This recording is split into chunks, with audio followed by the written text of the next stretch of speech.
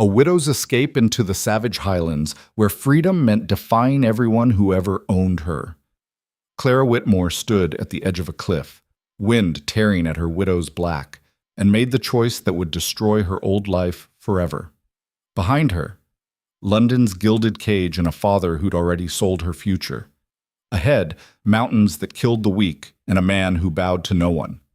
This is the story of a woman who refused to be traded like property, who rode into the wilderness alone, and who discovered that the most dangerous thing in the Highlands wasn't the land or the weather.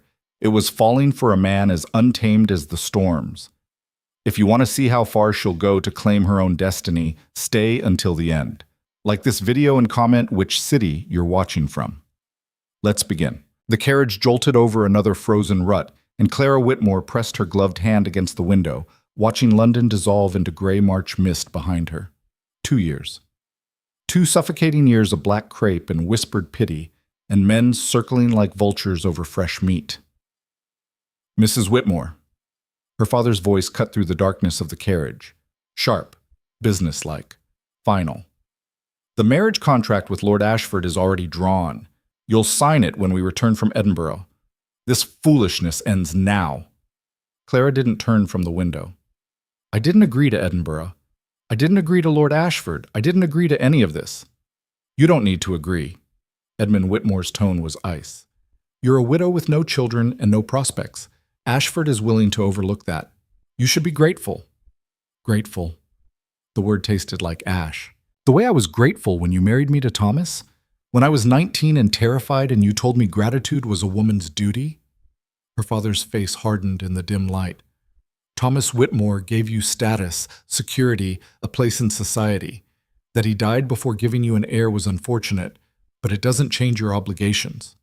You're still my daughter. You're still under my authority. And you will marry Ashford. Something cold and bright crystallized in Clara's chest. She'd felt it growing these past months. A dangerous clarity, like ice forming over deep water. Thomas had been kind enough, in his distant way. But he'd been 53 to her 19. He'd treated her like a decorative acquisition, something to display at dinners and ignore in private. She'd been a good wife, a dutiful wife, and when he died she'd felt relief so sharp it had terrified her, and now her father wanted to do it again. Package her up, sign the papers, hand her over to another man who'd see her as property. No. The word dropped into the carriage like a stone into still water. Edmund Whitmore went very still. What did you say? I said no. Clara turned from the window, meeting her father's gaze directly for the first time in years. I won't marry Lord Ashford. I won't sign your contract. I won't go back to being someone's convenient acquisition. You ungrateful! Her father's hand moved, and for a moment Clara thought he might strike her. But they were in a moving carriage, and Edmund Whitmore was nothing if not controlled. His voice dropped to something more dangerous than shouting. You have no money of your own. Thomas's estate reverted to his nephew. Your allowance comes from me. Without my support, you have nothing. You are nothing. Then I'll be nothing. The words came out steady, clear. I'd rather be nothing on my own terms than something on yours. The carriage lurched and Clara moved before conscious thought caught up with instinct. Her fingers found the door handle. The latch gave. Cold air and road noise exploded inward. Clara, don't be... She jumped. The impact knocked the breath from her lungs. Frozen ground, her shoulders screaming, the world spinning. The carriage rolled on, her father's shout lost to wind and distance. Clara lay gasping in the rutted mud, tasting blood and freedom. Then she pushed herself up and ran. The coaching inn materialized through sleet like something from a fever dream. Crooked stone, smoke curling from chimneys, the northern mountains rising dark beyond. Clara stumbled through the door with 2 pounds in her reticule, her traveling cloak torn and her carefully pinned hair falling in wild tangles around her face. The innkeeper, a barrel-chested woman with shrewd eyes, took one look at her and pointed to a corner bench. Sit. You're bleeding. Clara touched her temple and her fingers came away red. I need passage north. To Scotland. Scotland? The woman's eyebrows rose. In March? Lady, the Highlands are brutal this time of year. What's north that's worth dying for? Nothing. Clara heard her own voice crack. That's exactly the point. There's nothing there. No one who knows me, no one who owns me. Just nothing. The innkeeper studied her for a long moment, then she turned and shouted toward the back. Robert, get the widow here some whiskey and a clean cloth, and find out if MacLeod's still hauling supplies to Kinloch. Clara's hand shook as she accepted the whiskey. It burned going down, but the warmth spreading through her chest felt like courage. Or madness. At this point, she couldn't tell the difference. MacLeod turned out to be a grizzled Scot with a wagon full of dried goods and a suspicious scowl. Why would a London lady want to go to Kinloch? There's nothing there but farmers, shepherds, and hard living. That's exactly what I want. Clara met his eyes, letting him see the desperation and the steel underneath. I can pay. Not much, but enough. And I don't need comfort. I just need distance. MacLeod chewed his tobacco and spat. Your funeral, lass. We leave at dawn. Don't bring more than you can carry. And if you fall behind, I'm not waiting. Clara spent that night in a cramped room under the eaves, listening to sleet rattle the windows and wondering if she'd lost her mind. Everything she'd been taught said yes. Ladies didn't run away, didn't make reckless choices, didn't throw away security for the terrifying unknown. But everything she'd felt for 2 years said this was the only sane choice left. At dawn, she climbed into MacLeod's wagon with a small bag of clothes and her mother's silver locket, the only thing her father hadn't controlled. The road north was brutal. Spring in the Highlands meant mud and ice and wind that cut like knives. Clara's teeth chattered. Her muscles ached. But every mile was a mile away from London, away from contracts and obligations, away from being someone's convenient property. What'll you do in Kinloch? MacLeod asked on the third day, not unkindly. It's not London. People work for their keep, no ladies' maids or fancy dresses. Good, Clara said, and meant it. I'm tired of being decorative. MacLeod grunted. Decorative won't last long where we're going. The land's hard, the people are harder, and the weather doesn't care who your father is. Perfect. He gave her a sharp look. You running from something specific, or just running? Clara thought about her father's cold authority, Thomas's distant kindness, Lord Ashford's calculating smile. Both, neither. I'm running toward the first choice I've ever made for myself. MacLeod spat again. Well, you picked a hell of a place to find yourself, lass. Kinloch appeared on the 5th day. A scatter of stone cottages clinging to a mountainside, smoke rising thin into gray sky. It was small, remote, and so far from London it might as well have been another world. The village proper was barely a main road. A kirk, a tavern, a trading post, and houses built low against the wind. Clara climbed down from the wagon on legs that barely held her. MacLeod tossed her bag down after her. Good luck, widow. You'll need it. She watched him drive away, then turned to face the village. People were already staring, a stranger in a torn traveling cloak, bleeding money she didn't have, with no connections and no plan. The woman who ran the trading post was called Fiona, tall, weathered, with hands scarred from hard work. She looked Clara up and down with frank assessment. You're a long way from anywhere soft, Fiona said. What do you want? Work, Clara replied. A room, a chance. Work? Fiona's laugh was harsh. Doing what? You've got ladies' hands, no calluses, no strength. What can you do that's worth feeding you through winter? Clara's jaw tightened. I can learn. I'm not afraid of hard work. Learning takes time. Time costs food. Fiona crossed her arms. Why should I take a risk on someone who'll probably run back south the first time she breaks a nail? Because I won't. Clara stepped forward, meeting Fiona's skeptical gaze head on. I didn't leave everything behind to quit when things get hard. I left because I'm tired of being treated like decoration. I want to be useful. I want to matter. And I'll work twice as hard as anyone else to prove I mean it. Something shifted in Fiona's expression. Calculation, maybe. Or recognition. There's a cottage, she said slowly. Used to be old Jean's before she passed. It's small, drafty, needs repairs. You can have it if you work the trading post, stocking shelves, hauling supplies, whatever I need. Pays not much, but it includes food. Clara's throat tightened. Yes, thank you. Don't thank me yet. Fiona's smile was sharp.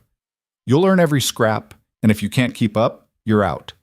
I'm not running a charity for London ladies playing at poverty. I'm not playing, Clara said quietly. This is my life now, and I intend to live it. The cottage was as bad as advertised. One room, a smoking hearth, a roof that leaked in two corners. Clara stood in the doorway and felt something loosen in her chest.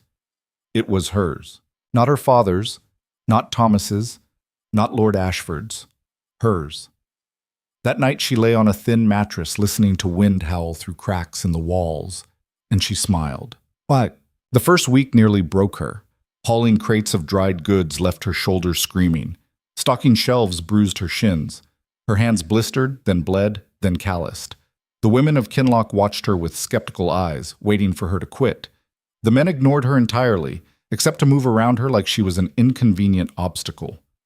You're slow, Fiona said on the fourth day. Not cruelly, but factually. And you don't know how to lift properly. You'll hurt yourself. Clara wiped sweat from her forehead with a trembling hand. Then teach me. Fiona blinked. Then she demonstrated how to bend from the knees, how to use her core, how to carry weight balanced. Clara copied her, muscles burning, refusing to stop even when black spots danced at the edges of her vision.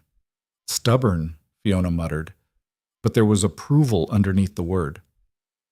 By the end of the second week, Clara could carry a 50-pound sack of grain without wanting to collapse. Her hands were rough, her shoulders were sore, and she'd never felt more alive.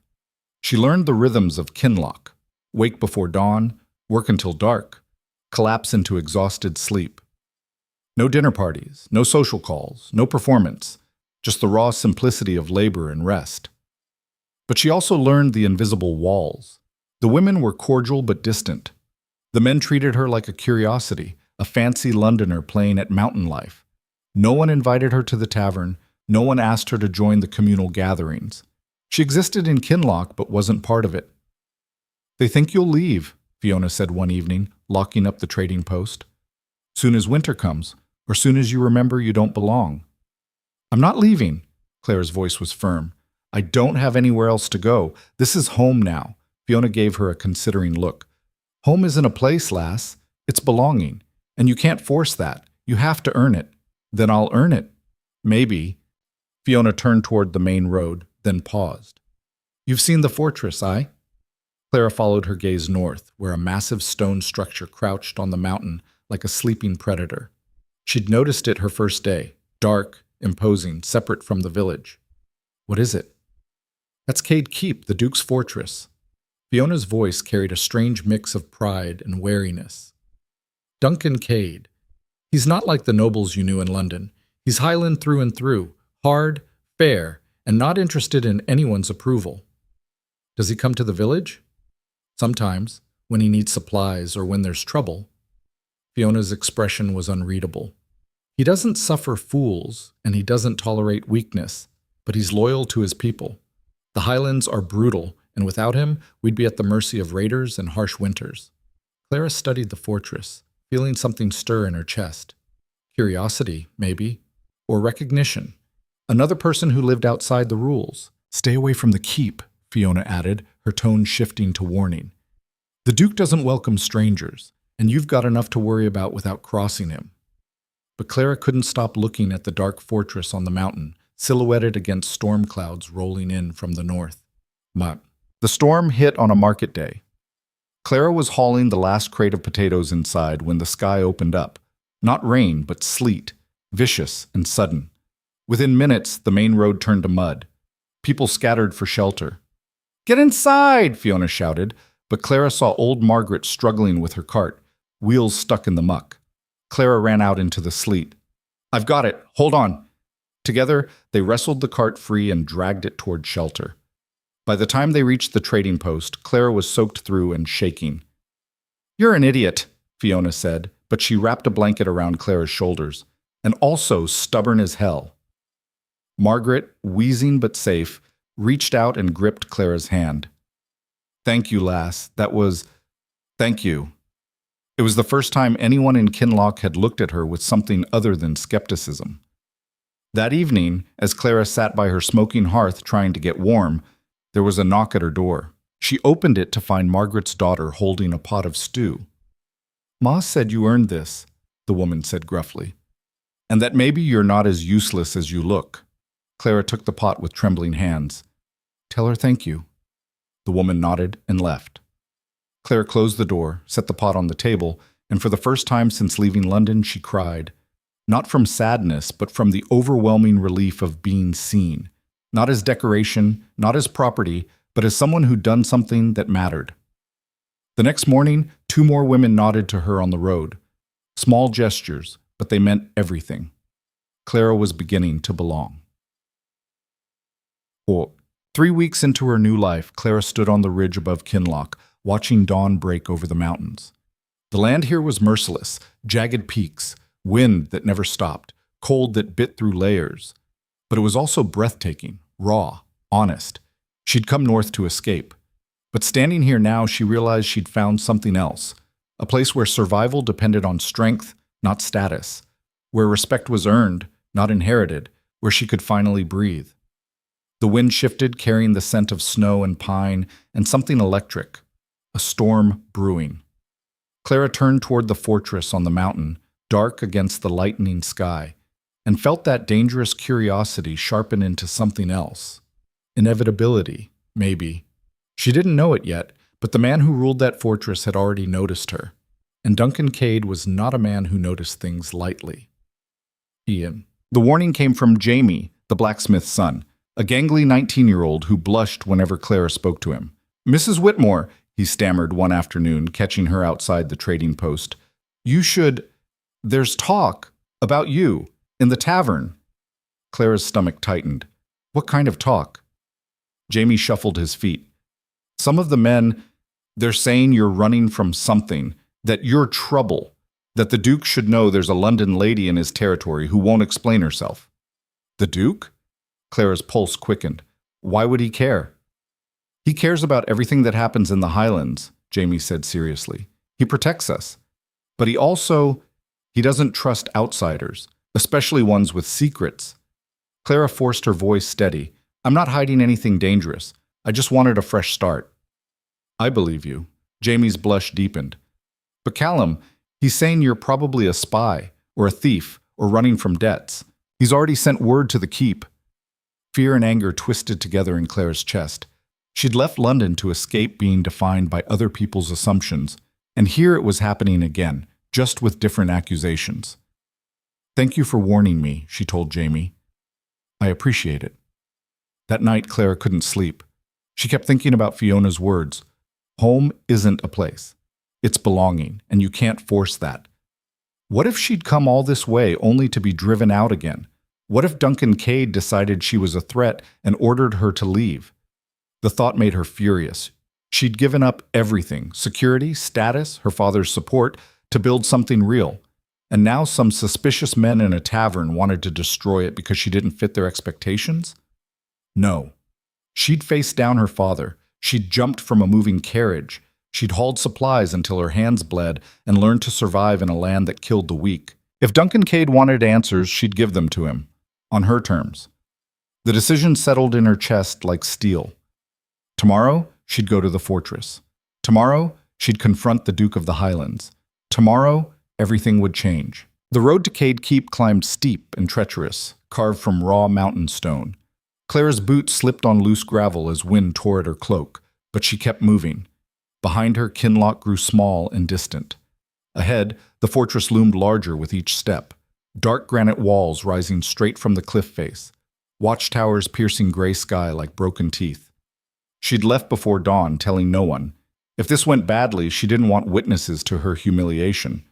The gate was massive iron and oak, scarred by weather and age. Clara raised her hand to knock, then hesitated. What exactly was she planning to say?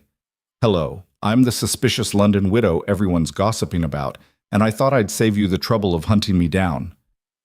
Before she could decide, the gate swung open. A man stood there. Not a servant, but someone who carried himself like violence barely contained. He was perhaps 40, built like someone who'd spent his life fighting mountains and winning. Dark hair shot through with gray, eyes the color of winter storms, a scar cutting white through his left eyebrow. You're either brave or stupid, he said, his accent thick Highland burr. walking up here alone. Clara lifted her chin. I'm Clara Whitmore. I came to speak with Duke Cade. Did you now? It wasn't a question. His gaze raked over her, assessing, calculating, missing nothing. And what makes you think the Duke has time for unexpected visitors? Because I'm the reason Callum's been sending messages up here, Clara said bluntly. Because half the village thinks I'm a spy, or worse. And because if he's going to throw me out of the Highlands, I'd rather he tell me to my face than send men to do it for him. Something flickered in those storm-gray eyes, surprise, maybe, or respect. I'm Duncan Cade, he said. And you've got more steel than sense, widow. The world tilted slightly. This was the Duke? No fine clothes, no pretense, just a man who looked like he'd been carved from the same stone as his fortress. Nothing like the polished nobles she'd known in London, with their calculated courtesy and soft hands. May I come in? Clara's voice came out steadier than she felt. Or would you prefer to interrogate me in the wind? Duncan's mouth twitched. Not quite a smile, but close. He stepped aside. Follow me, and don't touch anything. Some of my men are particular about their weapons. The interior of Cade Keep was nothing like Clara expected. No gilt, no tapestries, no decorative excess. Just stone and function.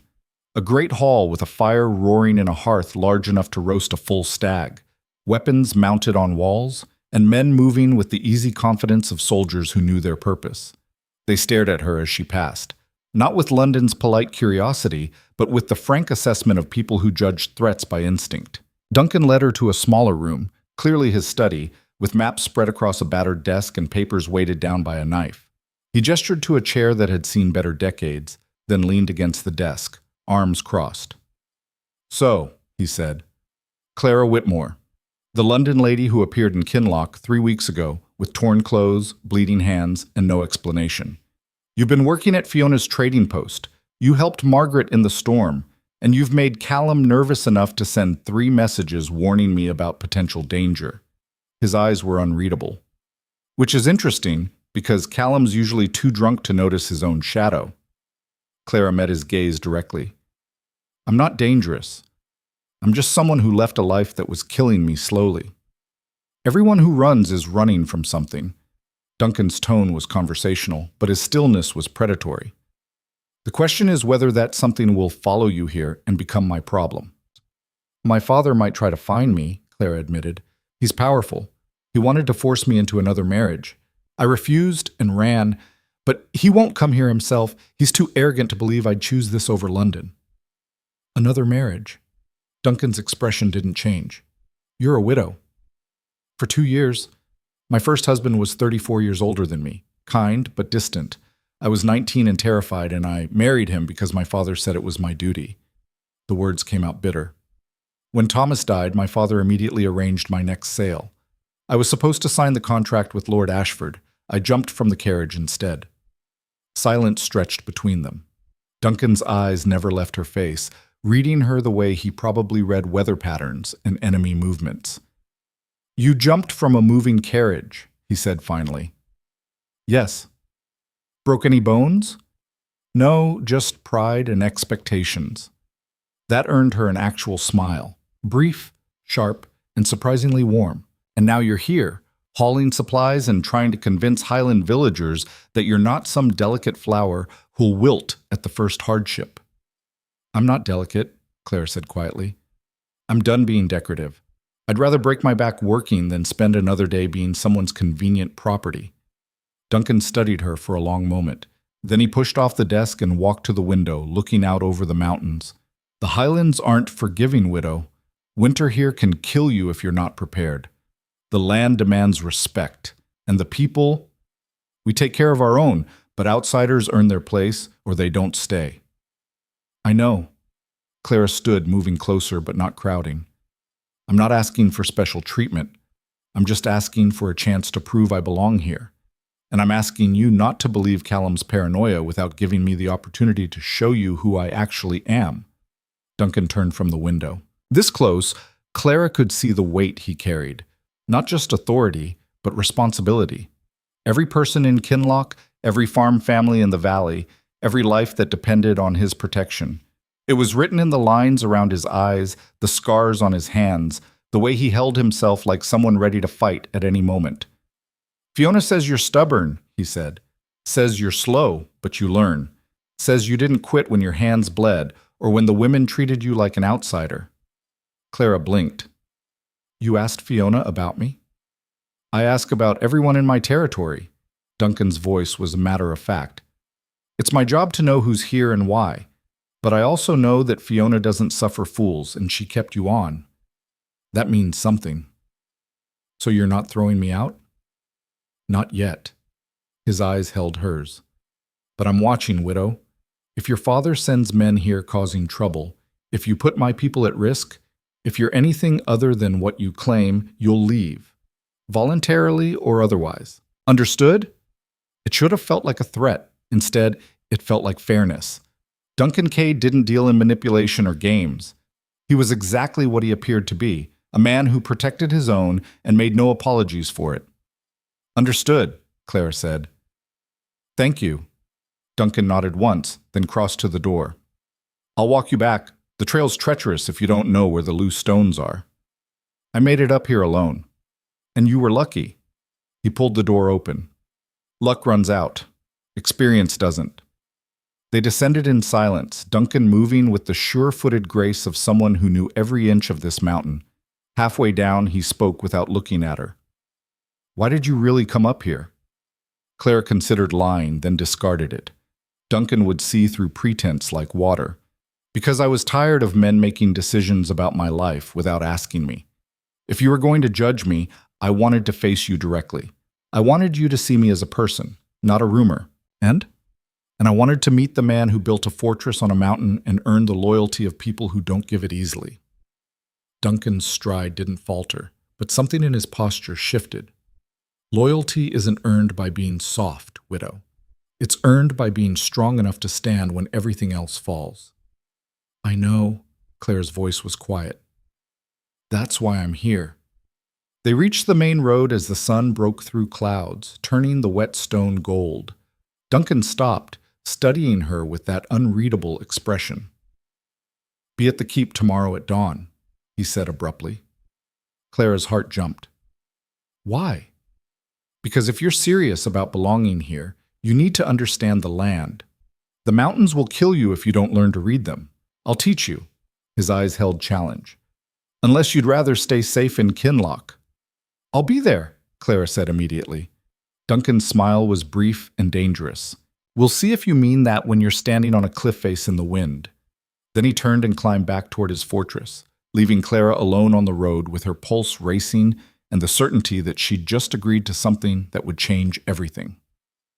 Fiona was unloading a delivery when Clara arrived back at the trading post, breathless and windblown. You look like you've seen something interesting, Fiona said mildly, or done something stupid. I went to the keep. Clara grabbed a crate, needing to move, to burn off the electric energy humming under her skin. I talked to Duncan Cade. Fiona went very still. You did what? I went to the keep. I told him who I am and why I'm here, and he didn't throw me out. He's going to teach me about the mountains. He's going to... Fiona set down the crate she was holding with exaggerated care. Clara, do you understand what you've just done? The Duke doesn't teach people. He doesn't take on strays. He said if I'm serious about belonging here, I need to understand the land, Clara interrupted. He said the mountains will kill me if I don't learn to read them. Fiona's expression cycled through shock, calculation, and something that might have been approval. And you said yes. Of course I said yes. Clara met her eyes. Fiona, I didn't come here to hide. I came here to live. If that means learning from the Duke himself, then that's what I'll do. The other women are going to lose their minds, Fiona muttered. Half of them have been trying to catch the Duke's attention for years, and you've been here 3 weeks. I'm not trying to catch his attention, Claire's voice was sharp. I'm trying to survive. Good. Fiona's tone turned serious. Because the Duke doesn't play games, and he doesn't tolerate weakness. If he's agreed to teach you, it means he sees something worth the effort. Don't waste it. That night, Clara lay awake listening to wind rattle her cottage walls, thinking about storm-gray eyes and the challenge in Duncan's voice. She wasn't naive enough to mistake his offer for kindness. This was a test. He was measuring her, the same way he measured threats and storms and the loyalty of his men. She intended to pass. A moment. Dawn came cold and sharp. Clara dressed in her most practical clothes, the wool dress she wore for heavy work, sturdy boots, her warmest cloak. She braided her hair tight and ate a quick breakfast of bread and cheese, her stomach tight with anticipation. The climb to the keep felt different in morning light, less ominous, more beautiful. The mountains were stark and magnificent, carved by wind and time into something that demanded respect. Duncan was waiting by the gate, dressed for the weather in dark wool and leather, a pack slung over one shoulder. 2 horses stood nearby, already saddled. "You came," he said, sounding faintly surprised. "Did you think I wouldn't? I thought you might realize that walking up here once was brave. Agreeing to spend a day with me on the mountain was possibly insane." His eyes held humor. "Still time to change your mind, widow." "Clara," she stepped forward, "if you're going to drag me across mountains, you can use my name." Something shifted in his expression. Acknowledgement, maybe. "Clara, can you ride?" "I used to. It's been a while." Duncan handed her the reins of the smaller horse, a sturdy gray mare with intelligent eyes. "Her name's Mist. She's sure-footed and forgiving. Don't fight her on the trail. She knows the path better than you do." Clara mounted, muscles remembering the movements even if they protested the effort. Duncan swung onto his own horse, a massive black gelding that looked like it could run through walls. "Where are we going?" Clara asked. "Higher." Duncan's smile was sharp. "I want to see if you can handle altitude and exposure before I waste time teaching you anything useful." They rode up narrow trails that twisted along cliff faces, the drop on one side making Clara's stomach lurch. But Mist was steady, and Duncan never went so fast that Clara couldn't keep up. He pointed out landmarks, the shape of ridges that meant shelter, the color of clouds that meant incoming storms, the sound of wind patterns that indicated danger. "The mountain tells you everything," Duncan said, reining in at a plateau where the view stretched forever. Jagged peaks, deep valleys, sky so big it hurt to look at. But you have to listen. Most people from cities never learn. They think they can impose their will on the land. That's how they die. Clara dismounted, her legs trembling slightly. "How did you learn?" "My father taught me." Duncan's voice was flat. "Before raiders killed him and burned our estate. I was 16. I rebuilt the keep because someone had to protect what was left. And I learned that the land doesn't care about titles or blood or expectations. It only cares about strength." The bitterness underneath those words was familiar. Different circumstances, same lesson. Survival required you to shed who you were supposed to be and become who you needed to be. "I'm sorry," Clara said quietly. "About your father." Duncan's eyes snapped to hers, sharp and assessing. "Don't pity me, Clara. I don't need it. And I'm not telling you this to earn sympathy. I'm telling you because the Highlands respect one thing, the will to keep standing when everything's trying to knock you down. If you have that, you'll survive. If you don't, you won't last until winter." "I have that." Clara's voice was steady. "I wouldn't be here otherwise." Duncan studied her for a long moment. Then he moved to the cliff edge and pointed. "Tell me what you see." Clara joined him, careful to stay back from the drop. "Mountains, clouds building in the north, the valley where Kinloch is." "Look closer." Duncan's voice dropped to teaching mode. "The clouds aren't just building, they're moving fast and low. That means a storm will hit by evening. Cold, wet, possibly sleet. The trees in that valley are bending east, which means wind from the west. Strong wind. Anyone caught on the high trails after midday will be in danger." He turned to face her. "Why does that matter?" Clara thought. "Because you need to warn people. Get shepherds down from the high pastures. Make sure no one's traveling. And you need to prepare the keep. Secure anything that could blow loose. Make sure supplies are ready in case the storm lasts days." Duncan's approval was subtle but unmistakable. "Good. Most people would have just said there's a storm coming and stopped thinking. You're looking at consequences. That's what keeps people alive." The praise warmed something in Clara's chest, unexpected and powerful. Duncan Cade didn't seem like a man who gave compliments easily. Earning one felt like an achievement. They spent the day moving across the high trails. Duncan showed her how to read snow patterns for avalanche risk, how to identify safe water sources, how to find shelter in terrain that looked barren. He taught like someone who expected her to remember because her life might depend on it, and Clara absorbed every word with desperate focus. By afternoon, when the first cold drops of rain began to fall, Clara was exhausted, exhilarated, and more alive than she'd felt in years. "We need to move," Duncan said, already mounting. "Storm's early. We won't make it back before it hits hard."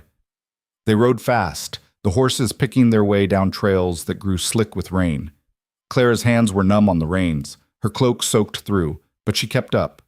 Duncan glanced back twice, checking, and each time Clara met his eyes with determination. The storm broke as they reached the lower slopes. Not rain, but a wall of sleet, vicious and blinding. Clara couldn't see 3 feet ahead. She heard Duncan shout something, felt him grab Mist's bridle and pull them toward shelter. They crashed into a stone lean-to built into the cliff face, barely large enough for 2 horses and 2 people, but dry and out of the wind. Duncan dismounted and hauled Clara down, her legs nearly giving out.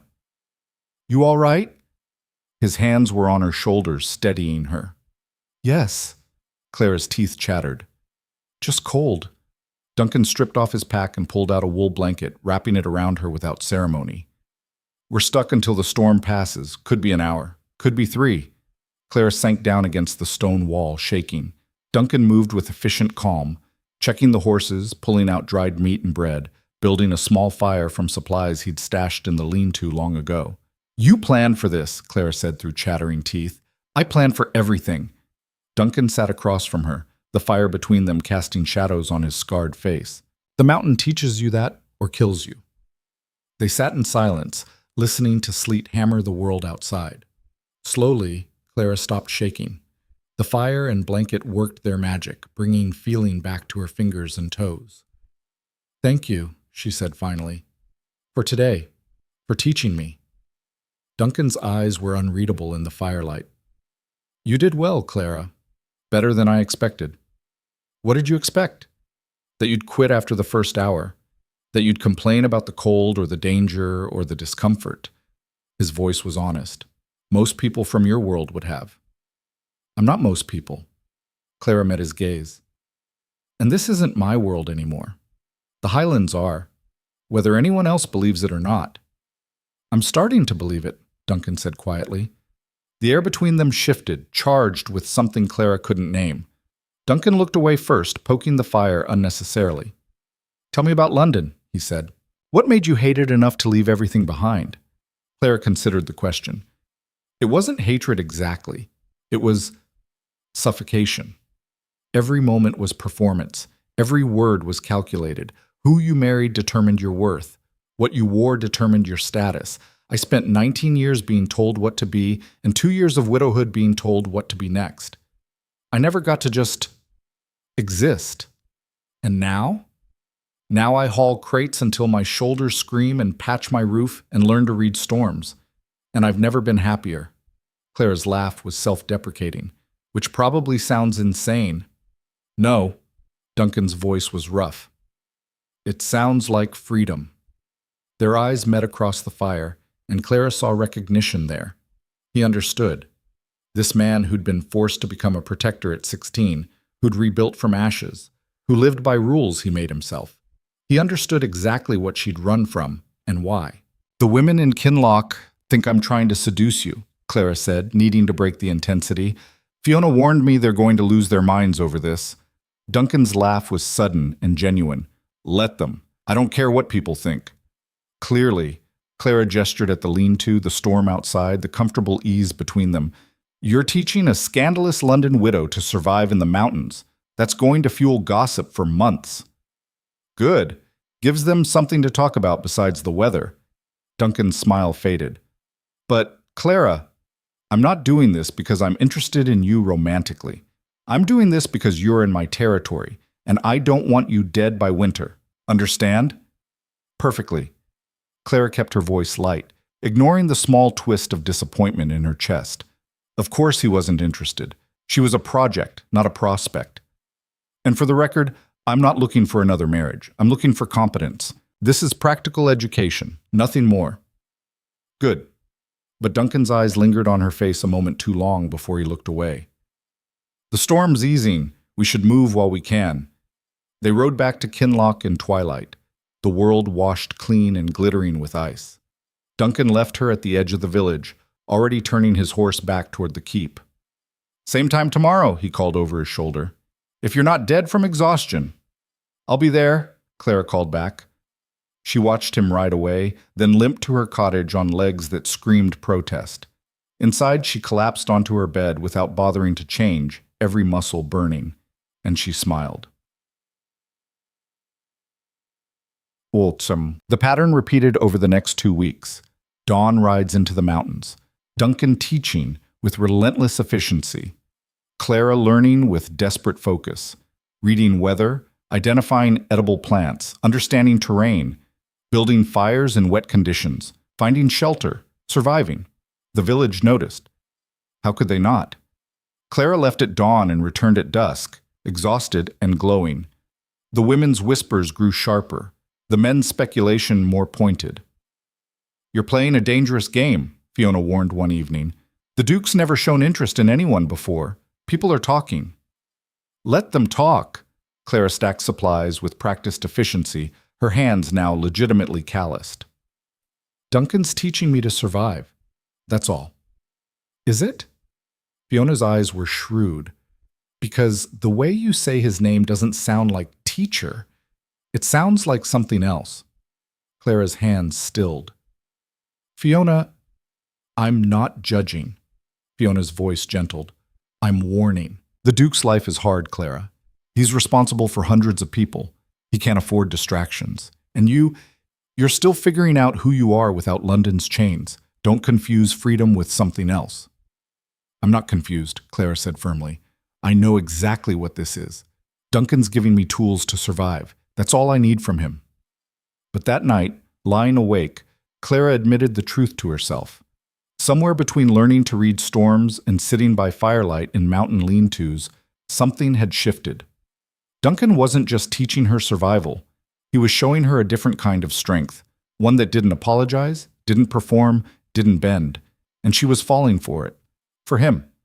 Which was absolutely, completely, definitely the worst possible idea. The confrontation came on a market day. Clara was hauling supplies when Callum blocked her path, drunk at noon, his face flushed with ale and resentment. "Thought you'd be gone by now," he slurred. "But you've got claws in deeper than we thought, haven't you? Got the Duke himself dancing to your tune." Clara tried to step around him. "I'm working, Callum. Move." "Working?" His laugh was ugly. "That what you call spreading your legs for the—" Clara's hand moved before thought caught up. The slap cracked across Callum's face with enough force to snap his head sideways. Silence exploded across the market square. Callum touched his cheek, his eyes going mean and small. "You just assaulted me, widow. That's a crime." "You just insulted my honor," Clara's voice carried, clear and cold. "In my world, that's also a crime. And I'll slap you again if you repeat it." "Your honor," Callum spat. "You're a London whore playing at—" The second slap was harder. Clara's palm stung, but satisfaction burned hotter. Callum lunged. Clara stumbled backward, crashing into a cart. She felt hands grab her, Fiona pulling her away, Jamie stepping between her and Callum's rage. "Enough!" Duncan's voice cut through the chaos like a blade. He'd appeared from nowhere, mounted on his black horse, his presence instantly commanding attention. Everyone froze. Duncan dismounted with dangerous calm and walked straight to Callum. "What's happening here?" Callum's bravado faltered. "The widow attacked me, Your Grace. I was just—" "You were drunk and insulting." Duncan's voice was ice. "I heard you from the road. Everyone heard you." "She's been manipulating you." Callum's voice rose, desperate. "She's dangerous. She's under my protection." Duncan stepped closer, his stillness more threatening than any shout. "As is everyone in this village, and when you insult her, you insult my judgment." "Are you questioning my judgment, Callum?" The threat hung crystalline in the air. "No, Your Grace." Callum's eyes dropped. I worry for the village. For you. She's an outsider, and she's done more honest work in 3 weeks than you've done in 3 years." Duncan's contempt was withering. Go home, sober up, and if I hear you spreading poison about Clara or anyone else, you'll answer to me directly. Understood? Callum fled. Duncan turned to Clara, his eyes scanning her for injury. Are you hurt? No. Clara's hands trembled with leftover adrenaline. I'm fine. He said things. I heard. Duncan's jaw was tight. You shouldn't have hit him. I know. I couldn't let him. Clara's voice cracked. I spent years being insulted by implication, by careful words designed to cut without leaving marks. When he said it directly, I couldn't just take it. I couldn't be that woman anymore. Duncan's expression softened fractionally.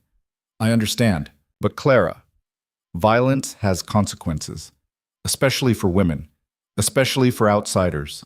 You can't afford to lose control. I know. Shame mixed with defiance in Clara's chest. But I'm tired of swallowing insults for the sake of peace. Sometimes standing up for yourself is more important than being safe. Standing up and being reckless are different things. Duncan's voice carried frustration. The women already whisper about you. Now you've given them ammunition. They'll say you're violent, unstable, dangerous. They already say I'm a seductress and a manipulator. Clara met his eyes. At least now they'll know I have teeth. Something flashed in Duncan's expression. Shock, then reluctant admiration, then something darker. Come to the keep, now. We need to talk. It wasn't a request. Clara followed him through the village, feeling every eye track their movement. The whispers would be vicious tonight. The gossip would spread like wildfire. But Clara's chin stayed high. She'd meant what she said. She was done swallowing insults for peace, even if it cost her everything she'd built. The ride to Cade Keep was silent and tense. Clara's hand still stung from the slaps, but the pain felt distant compared to the storm building inside Duncan's carefully controlled posture. He rode ahead, his back rigid, and Clara followed on mist, her mind racing through consequences she hadn't considered in that explosive moment. The gate swung open at their approach. Duncan's men took one look at his face and melted back into shadows. Smart. Whatever was about to happen, they wanted no part of it. Duncan dismounted and strode into the keep without looking back. Clara followed, her boots echoing on stone floors, past the great hall where curious eyes tracked their passage, upstairs to his study. He held the door open, his expression unreadable, and Clara walked through. The door closed with finality. For a long moment, Duncan just stood there, his hand still on the latch, his shoulders rising and falling with controlled breathing. Then he turned. Do you understand what you've done? His voice was quiet, which was somehow worse than shouting. Callum is a drunk and a fool, but he's also a man with family connections. His cousin sits on the village council. His uncle supplies half the farms with grain. You just made an enemy of a network you can't afford to fight. He called me a whore. Clara's voice shook. He implied I was using my body to manipulate you. Was I supposed to smile and curtsy? You were supposed to think. Duncan's control cracked. Do you think I haven't heard worse? Do you think I don't swallow insults every day from people who resent my authority or question my decisions? That's the cost of living in a place like this. You endure. You strategize. You don't lash out like what? Clara stepped forward. Like someone who has self-respect? Like someone who's tired of being treated like property men can say anything to because I'm supposed to be too polite to fight back? Like someone who doesn't understand the difference between courage and suicide? Duncan's voice rose. You're one woman, Clara, an outsider. You've been here less than 2 months. Do you think the village is going to side with you over one of their own? Do you think hitting Callum makes you strong? It makes you vulnerable. I already am vulnerable. The words tore out of Clara's throat. I was vulnerable when I jumped from that carriage. I was vulnerable when I showed up here with bleeding hands and no plan. I'm vulnerable every single day because I chose freedom over safety. So yes, I hit him, because I'd rather be vulnerable and defiant than safe and broken. Duncan stared at her, breathing hard. You don't understand what you're risking. I understand perfectly. Clara's voice steadied. I'm risking the fragile acceptance I've built. I'm risking your protection. I'm risking everything. But Duncan, I spent 21 years being told that survival meant silence, that safety meant submission, and it almost killed me. Not literally, but the part that mattered. The part that made me me. Her eyes burned. So yes, hitting Callum was reckless. But at least I'm still alive enough to be reckless. The silence that fell was different, charged, dangerous, something pulling taut between them. Duncan moved first. He crossed the room in 3 strides and stopped so close Clara had to tilt her head back to hold his gaze. "You're right," he said, his voice rough. "You shouldn't have to endure insults. No one should. But Clara, I can't protect you if you make yourself an enemy of the village. I can't be everywhere at once. And the things people say when they think I'm not listening." He stopped, something like pain crossing his face. "They're already talking, saying you've bewitched me, saying I'm neglecting my duties to spend time with a woman who'll leave the moment winter gets hard." "I'm not leaving." Claire's voice was fierce. "Why won't anyone believe that?" "Because they don't know you." Duncan's hand moved, almost touching her face, then dropped. "They don't see what I see." Clara's breath caught. "What do you see?" Duncan's eyes were storm gray and conflicted. Someone who's stronger than she knows. Someone who jumped from a moving carriage and decided to rebuild her entire life from scratch. Someone who hauls crates until her hands bleed and learns to read weather patterns and slaps drunk fools who deserve it. His voice dropped. "Someone I shouldn't be thinking about the way I think about you." The world tilted. "Duncan, this is a mistake." But his hand was on her face now, thumb brushing her cheekbone. "You're in my territory, under my protection. We can't." Clara reached up and covered his hand with hers. "Why not?" "Because I'm responsible for hundreds of people. Because getting involved with you makes me vulnerable. Because if your father sends men here, if there's trouble, I need to be able to make clear decisions without—" He stopped, jaw clenched. "Because I don't do this. I don't get distracted. I can't afford to." "I'm not asking you to be distracted." Clara's heart hammered. "I'm not asking for promises or forever. I'm just asking you to stop pretending you don't feel this too." Duncan's control shattered. His mouth came down on hers, hard, desperate, nothing gentle about it. Clara gasped, and he swallowed the sound, his hand sliding into her hair, pulling her closer. She grabbed his shirt, kissing him back with all the frustrated longing that had been building for weeks. This wasn't careful. This wasn't calculated. This was 2 people who'd spent their lives being controlled, finally choosing something wild and reckless and entirely their own. Duncan pulled back, breathing hard. "Clara, if we do this, if we cross this line, everything changes." "Good." Clara's voice was steady despite her racing pulse. "I'm tired of things staying the same." Duncan searched her face. Whatever he saw there made his remaining restraint crumble. He kissed her again, slower this time, but no less intense, and Clara felt the last of her careful defenses dissolve. A knock shattered the moment. They sprang apart as the door opened. One of Duncan's men, Gregor, the grizzled lieutenant, stood there with an expression of carefully managed neutrality. "Your Grace, there's a situation." Duncan's transition from lover to leader was instantaneous. "What situation?" "Riders approaching from the south. 3 men, well-dressed, asking for Clara Whitmore by name." Clara's blood turned to ice. Duncan's eyes snapped to hers. "Your father?" "I don't know." Clara's voice was thin. "He wouldn't come himself, but he might send men." "How many would he send?" "As many as it takes." Clara moved to the window, scanning the road below. 3 horses, 3 riders, and even from here she could see the quality of their clothes, the bearing of men used to authority. "He has connections everywhere. Money opens doors." Duncan's jaw tightened. "Stay here." "No."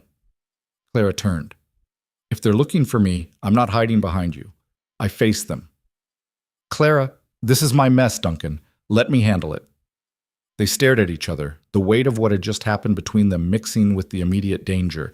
Then Duncan nodded once, sharp and decisive. "Together, then. But you follow my lead, understood?" "Understood." They descended to the courtyard where the riders waited. Clara's stomach dropped. She didn't recognize the men, but she recognized the type.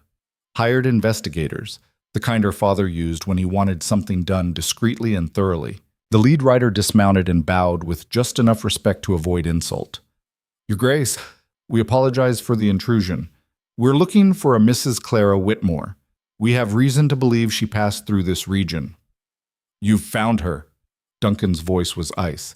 State your business. The man's eyes flickered to Clara with professional assessment. Mrs. Whitmore, your father, Edmund Whitmore, has sent us to ensure your safety and escort you home. He's been quite worried. How considerate. Clara's voice was acid. Tell my father I'm safe, employed, and not interested in returning. I'm afraid it's not that simple. The man's smile didn't reach his eyes. There are legal matters to resolve. Your late husband's estate, certain financial obligations, and of course the matter of Lord Ashford's quite generous marriage contract. I'm not signing anything. Clara stepped forward. I left London voluntarily. I'm here of my own free will. You can tell my father that I'm done being his negotiating piece. Mrs. Whitmore, Clara, please be reasonable. The man's tone shifted to something meant to be soothing. You're a woman alone in a harsh land. Winter's coming. What will you do when the weather turns brutal? Your father only wants what's best for you. My father wants what's most profitable. Clara's hands clenched. And I'm not for sale. The man's mask slipped, showing calculation underneath. Your father anticipated you might be, difficult. He's prepared to be generous. Return voluntarily, and there will be no scandal. Refuse, and he spread his hands. Well, there are legal remedies for women who've lost their way. Institutions that specialize in helping confused widows regain their sense of duty. The threat was delicate but unmistakable. Clara had heard whispers of such places, private asylums where inconvenient women were locked away under the guise of medical care. Duncan moved. One moment he was beside Clara, the next he was inches from the lead rider, his presence a wall of controlled violence. Let me clarify something, Duncan said softly. Clara Whitmore is under my protection. She's a resident of my territory. And if you threaten her again, with institutions or legal action or anything else, you'll discover that Highland justice is significantly less civilized than London courts. The rider held his ground, but his companion shifted nervously. Your Grace, with respect, this is a family matter. Mr. Whitmore has every legal right. He has no rights here. Duncan's voice could have frozen fire. This is my land, my authority, and I don't recognize London's jurisdiction over people who choose to live here. Clara stays because she wants to stay. If that changes, she'll tell me, not you, not her father, her. He stepped even closer. Now you have two choices. Ride back to London and tell Edmund Whitmore his daughter is safe, happy, and beyond his reach. Or test whether my men are as loyal and efficient as rumors suggest. I can promise you they are. The courtyard filled with quiet menace as Duncan's men materialized from doorways and shadows, not obviously threatening, but present. A reminder that the Duke's authority here was absolute.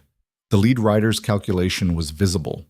He'd been sent to retrieve a wayward woman, not start a war with a Highland lord who commanded absolute loyalty. Very well, he bowed stiffly. We'll report to Mr. Whitmore that his daughter is choosing to remain here. For now. But Mrs. Whitmore, Clara, your father is not a man who accepts defeat gracefully. This isn't over. Yes, it is. Clara's voice was steel. Tell him I said goodbye. The riders left, their horses kicking up dust as they retreated south. Clara watched until they disappeared, then her legs gave out. Duncan caught her, his arms solid and warm. Easy. You're safe. For how long? Clara's voice shook. You heard him. My father won't stop. He'll find another way to force me back. Legal challenges, pressure through connections, maybe even, then we'll deal with it. Duncan turned her to face him. Clara, I meant what I said. You're under my protection. That means something here. It means everything. But at what cost? Clara pulled back slightly. Duncan, you just threatened 3 men representing one of London's most powerful families. You've made yourself my father's enemy. If he decides to retaliate, if he uses his influence against you, let him try. Duncan's smile was sharp and dangerous. I've fought off raiders, survived brutal winters, and rebuilt from ashes. I'm not afraid of a London bureaucrat with delusions of control. Clara wanted to believe him, but she knew her father's capacity for long-term vengeance, his patient willingness to destroy anyone who defied him. This changes things, she said quietly, between us. You can't just be teaching me now. You've publicly claimed me as yours to protect. People will talk even more. Let them. Duncan's hand found hers. Clara, what happened upstairs? What nearly happened? That wasn't about protection or duty. That was about wanting something I shouldn't want and deciding to want it anyway. Clara's breath caught. Duncan? But you're right that everything's changed, his voice roughened. And we need to decide what that means. Because if your father escalates, if he brings legal pressure or worse, you'll have to make a choice. Stay and fight, knowing it might destroy everything you've built here, or go back and end this before it gets worse. I'm not going back, Clara's voice was absolute. Not for my father, not for Lord Ashford, not for anything. I told you, I'd rather be nothing on my own terms than something on theirs. Duncan's eyes searched hers, even if staying means war. Especially then. Clara stepped closer. Because this time, I'm not fighting alone. Am I? Duncan's answer was in his kiss, fierce, possessive, and terrifyingly certain. The storm hit 3 days later, not weather, but something worse. Clara was at the trading post when Fiona grabbed her arm, her face pale. You need to see this. A crowd had gathered in the village square. At its center, nailed to the message post, was an official-looking document with a wax seal. Clara pushed through, her stomach sinking. It was a warrant for her arrest. The charges were elaborate and vicious. Theft of property from Thomas Whitmore's estate, breach of marriage contract with Lord Ashford, moral corruption, and most damning, suspicion of poisoning her late husband. This is insane. Clara's voice shook. I didn't steal anything. Thomas's estate went to his nephew as it should, and I never poisoned anyone. Doesn't matter if it's true. Fiona's voice was grim. It's official. It has seals and signatures, and it says anyone harboring you is subject to prosecution. The crowd's murmurs shifted. Fear, calculation, self-preservation. You brought this here. Mrs. Campbell, the baker's wife, stepped forward. You brought London's trouble to our village. We're good people. We don't need this. I never... Clara's protest died as she saw the expressions around her. Not sympathy, not even anger, just cold assessment of risk versus reward. The Duke will protect her, Jamie's young voice rang out. He said so. The Duke isn't here, Mrs. Campbell's tone was flat. He rode north yesterday to deal with raiders, won't be back for at least 2 days, and in the meantime, we're all at risk if we shelter a fugitive. I'm not a fugitive, Clara's voice rose. These charges are fabricated. My father is lying to force me back to London. Maybe. Mrs. Campbell's eyes were hard. But we can't prove that. What we can prove is that document says you're wanted for serious crimes. And we're simple people. We can't afford to fight London courts. The crowd was shifting, not violently, but definitely away from Clara. Backing up, creating distance. Clara felt ice spread through her chest. This was her father's real genius. He hadn't sent men to drag her away. He'd made her presence so legally toxic that the village would cast her out on their own. Where's Duncan? Clara turned to Fiona. Can we send word? 2 days north. Fiona's face was conflicted. By the time he gets back, the village council will have made a decision. And Clara, I'm sorry, but if they decide you have to leave, I can't protect you. Not against this. Clara understood. Fiona had her own business, her own reputation. She couldn't risk everything for a woman she'd known less than 2 months. I understand. Clara's voice was hollow. I need to think. Figure out what to do. She walked back to her cottage on legs that felt like strangers, listening to whispers follow her like poison. Inside, she collapsed against the door, mind racing. Her father had won. Not through force, but through systematic destruction of everything she'd built. He'd made her radioactive, made helping her too costly. Unless... Clara's eyes went to the window, to the dark fortress on the mountain. Duncan was gone, but his keep was still there. His men were still there. And Duncan had said she was under his protection. It was reckless. It was probably insane. But Clara had nothing left to lose. She grabbed her cloak and started walking. The climb to Cade Keep in twilight was treacherous, but Clara moved with the sure-footed confidence Duncan had taught her. Her mind was eerily calm, focused with the clarity that came from desperation. Gregor met her at the gate, his scarred face unreadable. "Mrs. Whitmore, the Duke isn't here." "I know." Claire's voice was steady. "But I need sanctuary anyway. There's a warrant in the village, false charges. My father's trying to force me back to London by making me too dangerous to shelter." Gregor studied her. "The Duke said you were under his protection." "He did, but he's not here to enforce it, and I'm asking you to make a decision that could bring trouble down on everyone in this keep." Clara met his eyes directly. "I won't blame you if you say no, but Gregor, I have nowhere else to go, and I'd rather die here than go back." Gregor's expression didn't change, but something shifted in his posture. "The Duke would have my head if I turned you away." "The Duke isn't here." "No, but his word is." Gregor stepped aside. "Come in. We'll sort this when he returns." Relief and terror mixed in Claire's chest. She'd bought herself time, but at what cost? If Duncan returned to find she'd made his keep complicit in harboring a fugitive, would he see it as courage or manipulation? Inside, Duncan's men treated her with careful respect. Not friendly, but not hostile. They gave her a room, brought her food, and stationed a guard outside her door. Protection or imprisonment? Clara wasn't sure. That night, lying in a bed that smelled of Duncan, leather and pine and something indefinably him, Clara let herself cry. Not from fear, but from fury. She'd fought so hard, built so much, and her father had destroyed it with a few legal lies and a sealed document. But Clara hadn't survived this long by giving up. She dried her eyes and started planning. But Duncan returned on the third day, riding hard and covered in mud. Clara heard the commotion in the courtyard and ran to the window. He dismounted, barking orders, his presence like a storm contained in human form. Then Gregor said something, and Duncan went very still. Clara's door opened moments later without warning.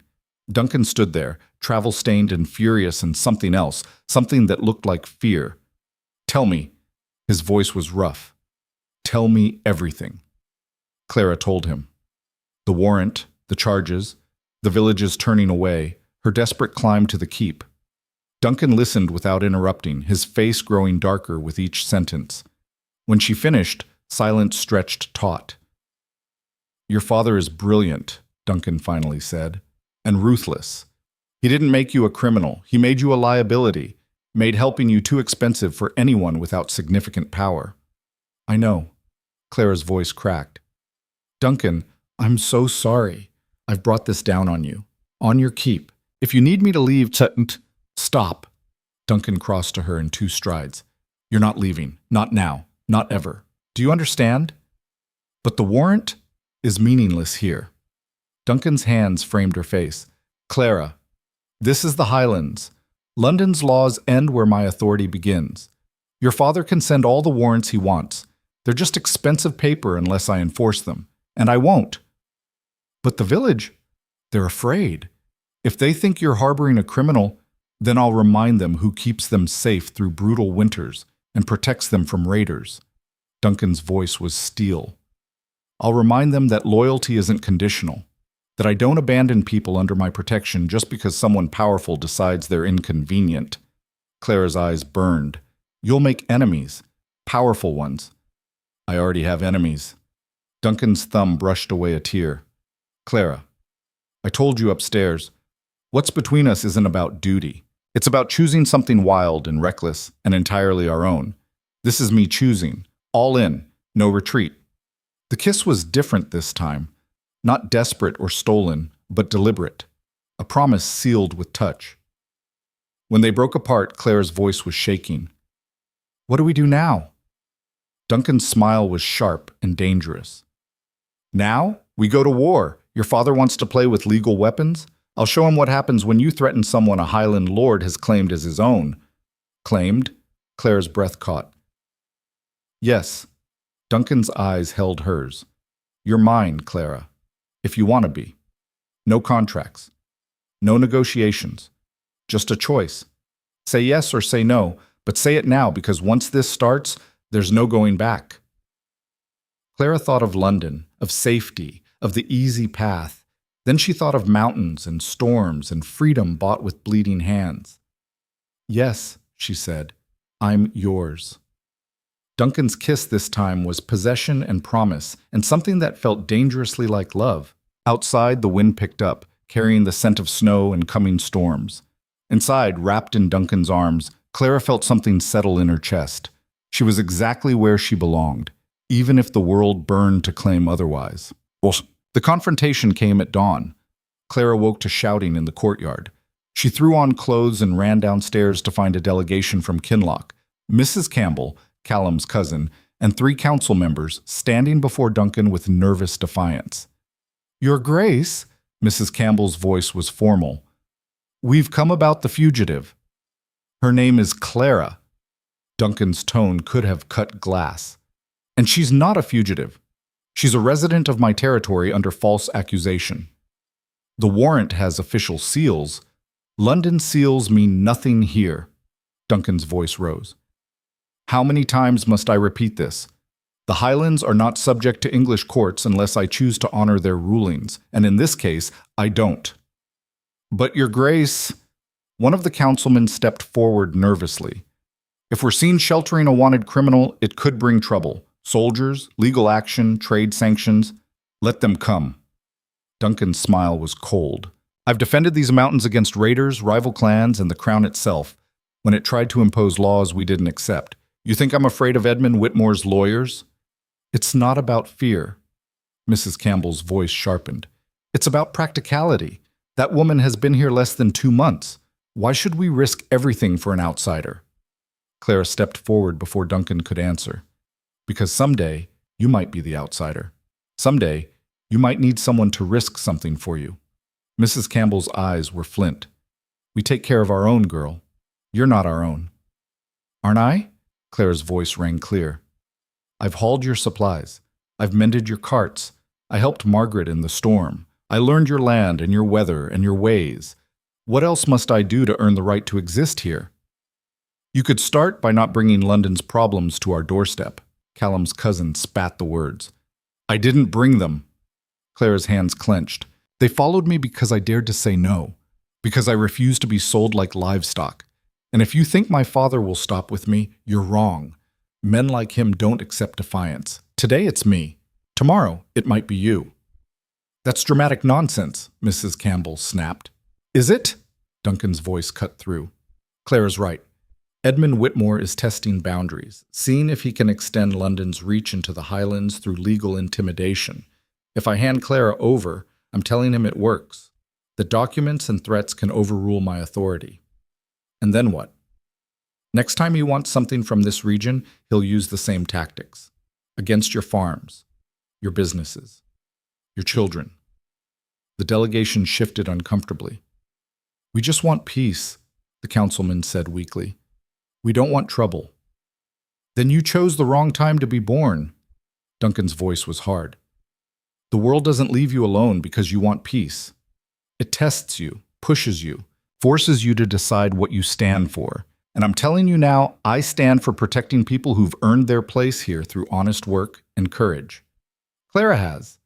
If you can't see that, then maybe you're the outsiders." The words hung like a challenge. Mrs. Campbell's face flushed.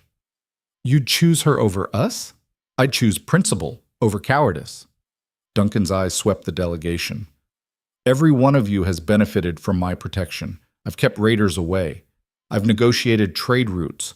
I've shared resources during hard winters. And now, the first time I ask you to stand firm against outside pressure, you fold. That tells me everything I need to know about your loyalty." "That's not fair. Life isn't fair." Duncan stepped forward. "Here's what's going to happen. Clara stays, under my protection, in my keep, beyond your reach. That makes you uncomfortable, that's your problem. But if any of you try to enforce that warrant, if you send word to London, if you cooperate with Whitmore's men, you'll answer to me personally, and I promise you my justice is significantly less forgiving than Highland hospitality." The threat was unmistakable. The delegation retreated, their faces a mix of anger and fear. Clara watched them go, her stomach churning. "You just made enemies of half the village," she said quietly. "I made them choose sides." Duncan's voice was grim. Better now than later, when your father escalates. He will escalate. Clara's certainty was absolute. This won't be enough. He'll send soldiers or bribe officials or find some legal loophole to force your hand. Let him try. Duncan turned to face her. Clara, I need you to understand something. I'm not doing this because I'm noble or because I can't stand injustice. I'm doing this because the thought of you going back to London, to being sold to some lord you don't want, makes me want to burn the world down. This isn't about principle. It's about you. Clara's throat tightened. Duncan, I'm falling in love with you. The words were rough, torn from someplace deep. Maybe I already have, and I know that's reckless and dangerous and probably the worst possible timing, but there it is. You're mine, and I'm yours, and I will defend that with everything I have. Clara couldn't breathe, couldn't think, could only feel the terrifying enormity of what he'd just said. Her voice cracked. I don't know how to do this, how to be someone's. I've spent my whole life being property. I don't know how to be a person someone chooses. Then learn. Duncan pulled her close. With me. Here. Now. While everything falls apart around us. Clara kissed him instead of answering, desperate and certain and completely terrified.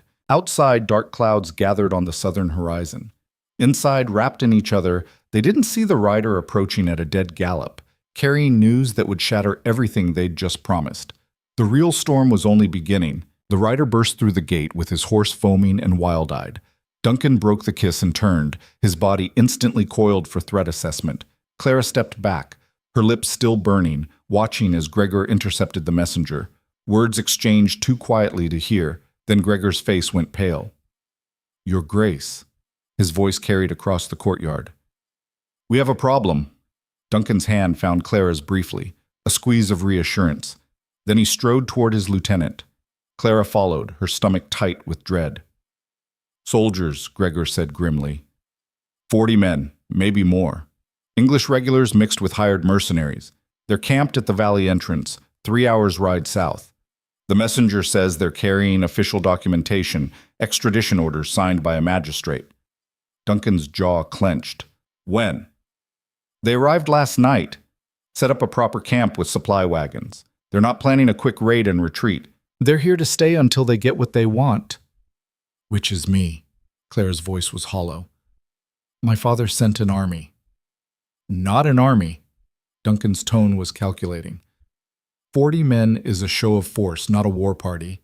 He's trying to intimidate, not invade, but it's enough to be dangerous. What can we do? Clara's mind raced. Can we defend against that many? Defend, yes. Duncan's eyes were distant, already running tactical scenarios. I have 30 men in the keep, another 20 scattered on patrols. We could hold these walls indefinitely. But Clara, your father's not trying to breach the fortress. He's trying to starve us out. Those supply wagons mean he can wait weeks, maybe months. And in the meantime? Clara felt ice spreading through her chest. The village suffers, trade gets cut off, people go hungry because of me. Duncan turned to face her fully. Don't do that. Don't make this about guilt. Your father created this situation, not you. But I'm the reason he's here. Clara's voice shook. Duncan, if I just go with them, if I surrender, this ends. No siege, no suffering, just me, back in London, dealing with my father's consequences. No. The word was absolute. Clara, you're not thinking clearly. If you go back, what happens? You think your father will be merciful after all this? After you ran? After you publicly defied him? After you made him deploy soldiers to retrieve you? He'll destroy you, lock you away in one of those institutions, force you into a marriage worse than anything you imagined. Maybe even... He stopped, but Clara heard the unspoken words. Maybe even kill her quietly and claim it was natural causes or female hysteria. Then what do we do? Clara's hands clenched. Wait here while people starve? Watch the village turn against us completely because they're cut off from supplies? We fight. Duncan's voice was steel, but not the way your father expects. Clara studied his face, the sharp calculation, the dangerous smile starting to form. What are you thinking? I'm thinking Edmund Whitmore is used to power games in London, where influence and documentation matter more than physical courage. Duncan's eyes gleamed. But we're not in London. We're in the Highlands. And here, different rules apply. What rules? Duncan's smile went sharp as broken glass. The kind where a lord can challenge a siege by demanding personal accountability, where conflicts get settled through direct confrontation, not legal maneuvering. He turned to Gregor. Send a messenger to the English camp. Tell them the Duke of Cade requests a parley with whoever's commanding this farce. Tomorrow at dawn. Neutral ground between the camp and the keep. Gregor's eyebrows rose. Your Grace, that could be a trap. It could be. But Edmund Whitmore wants his daughter back intact, not dead in a Highland conflict. He won't risk open warfare. Duncan's voice hardened. And I want to look these men in the eye. Understand what we're actually dealing with. The messenger rode out within the hour. Clara spent the rest of the day in Duncan's study, watching him prepare with methodical precision. He sent riders to his scattered patrols, calling them back to the keep. He inventoried weapons and supplies. He met with his lieutenants, laying out defensive contingencies, and through it all, Clara felt increasingly useless. Let me help, she finally said, unable to watch anymore. Give me something to do besides stand here feeling helpless. Duncan looked up from a map. You're not helpless. I'm also not useful. Frustration bled into her voice. Everyone else has a role. Your men are preparing defenses. The women are organizing supplies. And I'm just here. The problem everyone's solving. Duncan crossed to her. You're not the problem. You're the reason we're fighting. There's a difference. Is there? Clara's voice cracked. Because from where I'm standing, I'm a liability you're protecting out of, what? Obligation? Affection? Some misguided sense of honor? Love. Duncan's voice was rough. I told you already, this is about love. The word hung between them, too big and too terrifying to fully absorb. Then let me fight for it too, Clara said quietly. Not by hiding in your keep while you face danger, by standing beside you. Whatever comes. Duncan studied her face for a long moment. Then he nodded once and gestured to the map. Come here. I'll show you what I'm planning. They spent the evening strategizing together. Duncan explained the valley's geography, narrow passes that could be defended, supply routes that could be cut, terrain advantages they could exploit.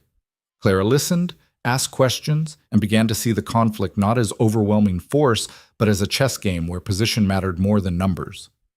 My father thinks in terms of money and influence, she said slowly. He'll expect you to negotiate, to find a price that makes me not worth the trouble. And when I don't? Duncan's eyes held hers. He'll escalate. Bring in more men. Apply pressure through official channels. Try to turn the village completely against you. Clara's mind worked through her father's patterns. But Duncan, he's arrogant. He thinks Highland lords are unsophisticated, brutal but simple. He won't expect complex strategy. Good. Duncan's smile was dangerous. Let's use that. That night, Clara lay in Duncan's bed, not making love, but wrapped in each other's arms, stealing warmth and comfort against the coming storm. Through the window, she could see campfires dotting the southern valley. 40 men, waiting to drag her back to captivity. I'm scared, she admitted to the darkness. Duncan's arms tightened. Good. Fear means you're thinking clearly. Are you scared? Terrified. His voice was honest. Not of the soldiers, not of your father, but of losing you, of failing to protect something that matters more than strategy or territory or pride. Clara turned in his arms to face him. Then let's make sure that doesn't happen. They kissed with desperate tenderness, knowing that tomorrow might change everything. The dawn broke cold and sharp. Clara dressed in her most practical clothes, then added something Duncan had given her the night before, a dirk in a leather sheath strapped to her belt. You know how to use it? He'd asked. You taught me. Clara had tested the blade's balance.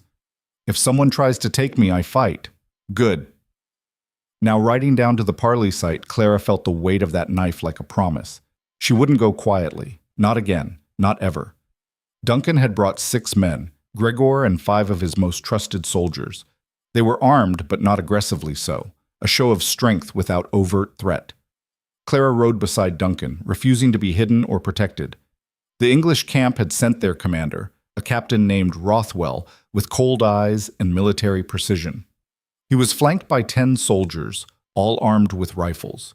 The two groups met in a meadow halfway between fortress and camp, close enough to see each other clearly, but far enough that violence would take effort. "Your Grace!" Rothwell's bow was correct but minimal. "Thank you for agreeing to this meeting." "I didn't agree to anything." Duncan's voice was ice. "You're occupying my territory. I'm here to find out why and how quickly you'll leave." Rothwell's expression didn't change. "We're here on official business. This woman," he gestured to Clara, "is wanted on serious charges. We have extradition orders signed by proper authorities." "English authorities." Duncan's tone made it an insult. "Which have no power here." "They have power everywhere the Crown's law reaches." "The Crown's law ends where my sword begins." Duncan's smile was sharp. "Captain Rothwell, let me explain something about the Highlands. We acknowledge the Crown when it's convenient. We pay taxes when forced, but we govern ourselves, and we sure as hell don't hand over our people because some London lord files paperwork." Rothwell's jaw tightened. "This isn't a negotiation, Your Grace. We have orders. We'll wait as long as necessary." "Then you'll wait forever." Duncan's voice dropped, dangerous. "Because Clara Whitmore is under my protection. She's not leaving, not with you, not with anyone, unless she chooses to." For the first time, Rothwell's eyes flickered to Clara directly. "Mrs. Whitmore, you understand these are serious charges? Theft, contract violation, suspicion of murder. Your father is willing to show leniency if you return voluntarily, but if this lord continues to harbor you illegally—" "Nothing about this is illegal," Clara's voice rang clear. "I'm a free woman of legal age. I left London voluntarily. I have every right to live where I choose. Not if you're fleeing prosecution." "I'm not fleeing anything except my father's control." Clara stepped her horse forward, ignoring Duncan's warning hand. "Captain Rothwell, be honest. Do you actually believe these charges?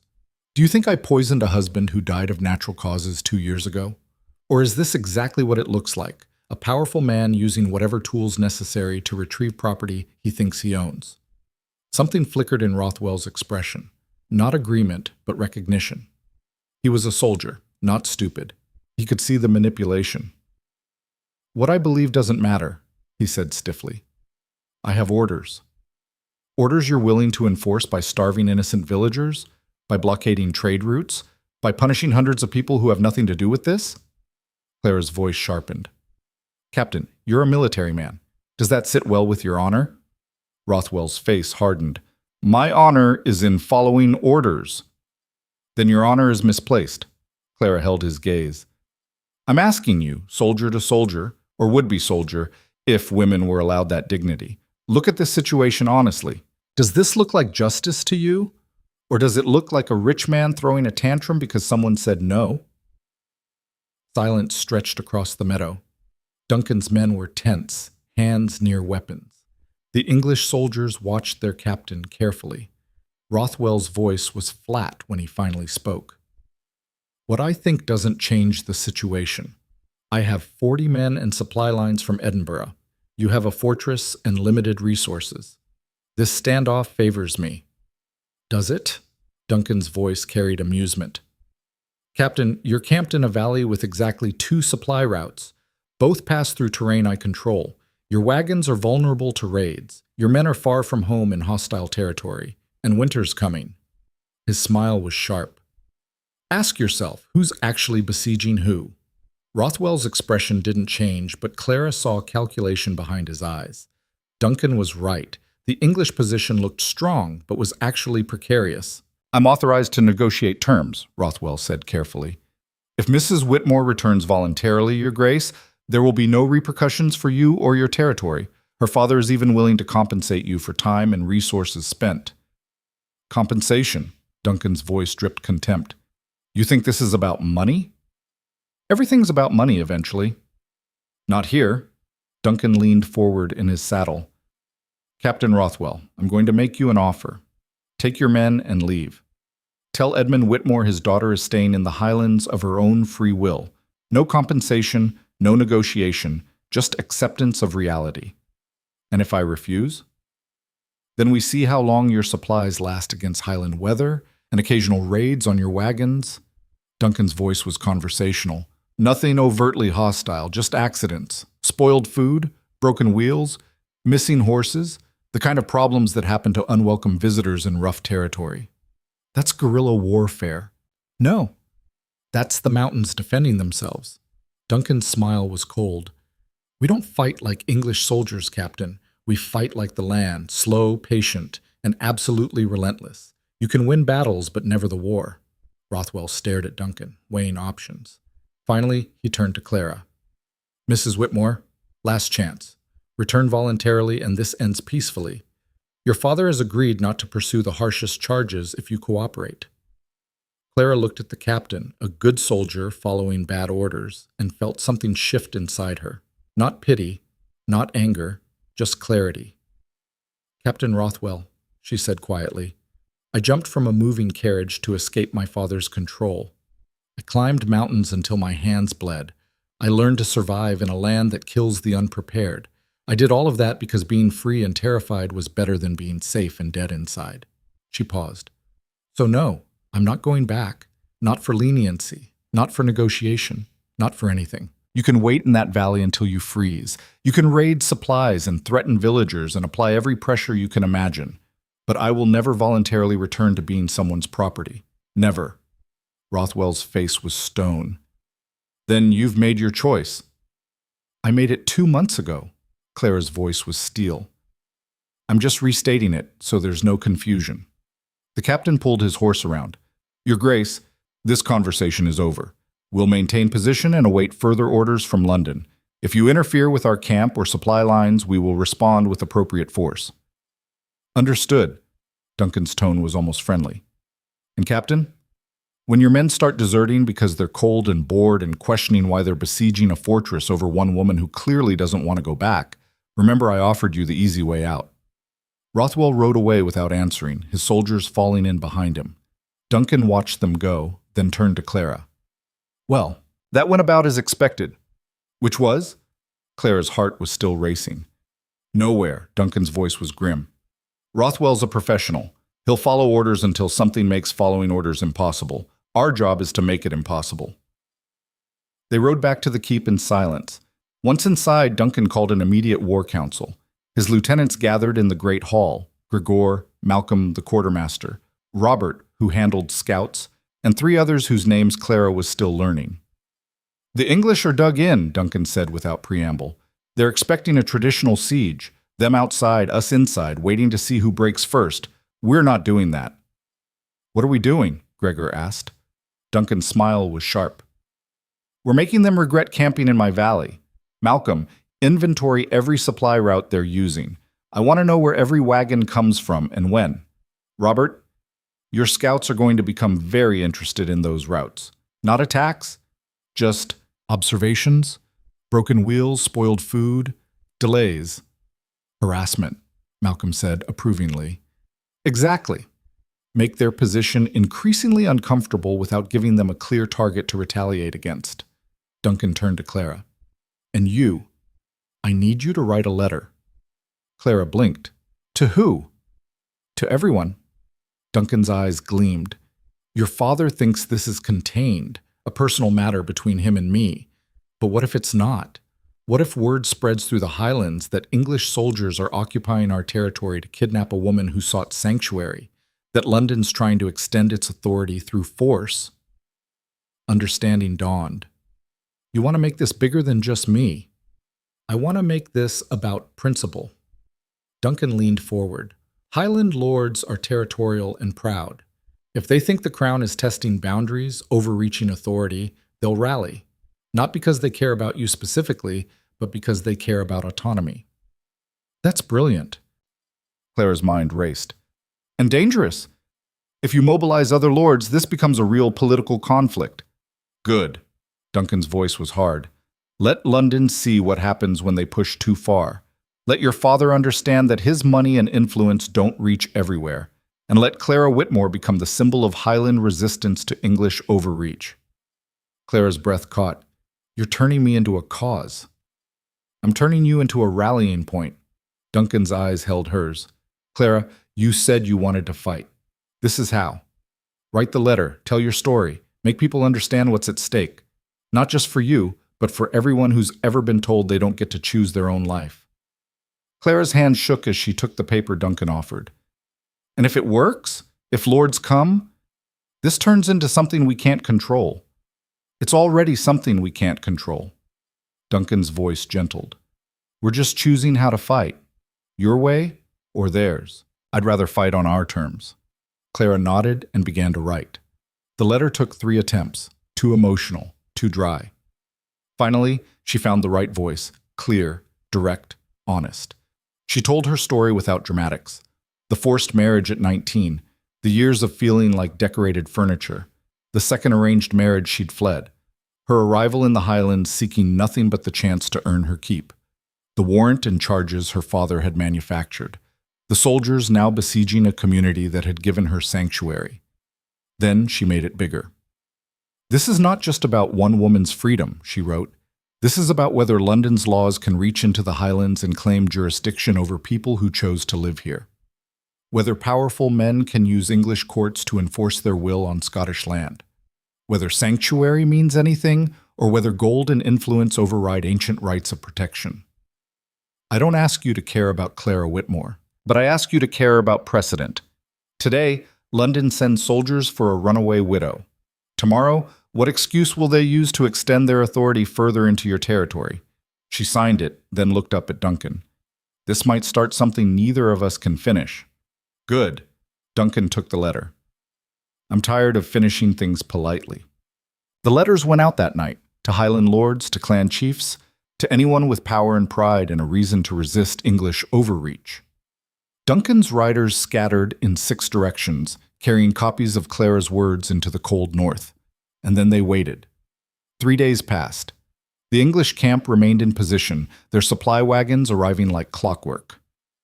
But Duncan's harassment campaign was working.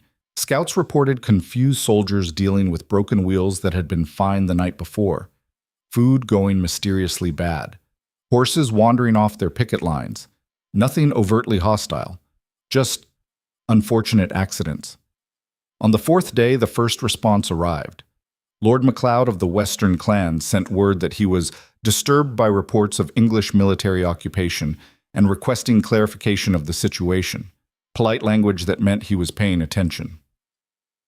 On the 5th day, 2 more lords sent similar messages. By the end of the week, Clara's letter had spread through the Highlands like wildfire, and the responses were shifting from curiosity to outrage.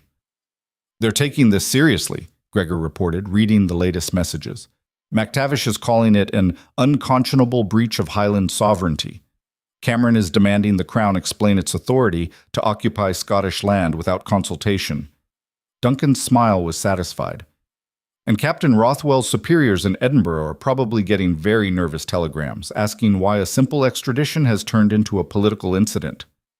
Clara watched from the window as another rider arrived, this time from the south.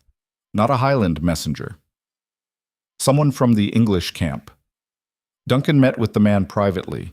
When he emerged, his expression was carefully neutral. They want to negotiate again, he said. Not Rothwell, someone higher up. They're sending a civilian negotiator from Edinburgh. Which means, Clara asked, which means your letter worked. Duncan's eyes gleamed. They're realizing this has gotten bigger than they wanted. They need a face-saving way out. Will you negotiate? Oh, yes. Duncan's smile was sharp. On my terms. In my keep, with Highland witnesses to ensure nothing's agreed to in secret. He turned to Clara. Are you ready to face them? To sit across a table from your father's representatives and make demands instead of accepting them? Clara thought about the terrified 19-year-old who'd married Thomas without protest, the grieving widow who'd almost signed her life away to Lord Ashford, the woman who jumped from a carriage with no plan beyond escape. Then she thought about the woman she'd become. Hauling crates, climbing mountains, reading storms, standing her ground, even when the entire world seemed arrayed against her. Yes, she said. I'm ready. Duncan's pride was visible. Then let's end this, on our terms.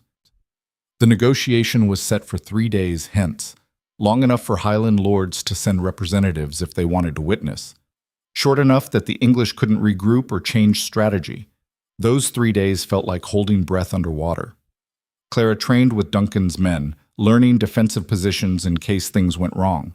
She worked with Malcolm on supply inventories, understanding the keep's capacity for prolonged conflict. She even helped Gregor drill scouts on harassment tactics.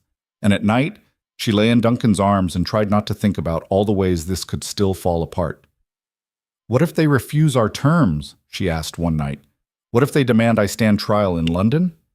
"Then we refuse." Duncan's voice was absolute. "Clara, you're not going anywhere. Whatever they offer, whatever they threaten, you stay here. With me. Understood?" "Understood." Clara pressed closer. "I love you." The words surprised her even as she said them, but they were true. Somewhere between mountain lessons and firelight conversations and standing together against the world, she'd fallen completely. Duncan went very still.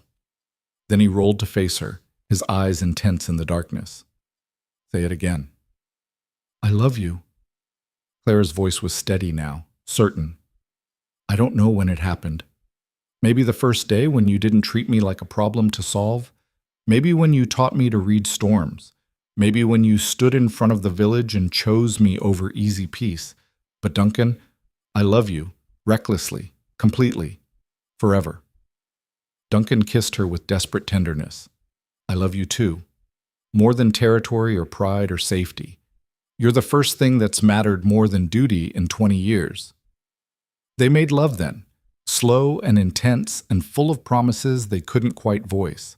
Tomorrow they'd face negotiations and threats and the weight of political consequence. Tonight, they had each other. It would have to be enough. The negotiation day dawned gray and tense. The keep's great hall had been arranged with a long table, seats on both sides, and standing room for witnesses. Highland representatives started arriving at dawn, not full lords but their proxies, enough to make this official. Clara dressed carefully in her most respectable dress, not London finery but clean and well-made. She wore her hair in a simple braid and Duncan's dirk on her belt. A message: civilized but not tamed. Duncan wore his authority like armor. Highland formal dress, his sword visible, his presence commanding instant attention. The English delegation arrived at midday. Not Captain Rothwell, but a smooth-faced negotiator named Harding, flanked by 2 legal advisors and a nervous clerk. Everyone took their positions. Clara sat beside Duncan, their united front unmistakable. The Highland witnesses lined the walls, silent and watchful. Harding opened with practiced diplomacy. "Your Grace, thank you for agreeing to talk." "I didn't agree to anything." Duncan's interruption was deliberate. "You requested negotiation. I granted you the privilege of presenting your case. Let's not confuse that with agreement." Harding's smile tightened. "Of course. Then let me state plainly. We're here to resolve the situation regarding Mrs. Clara Whitmore.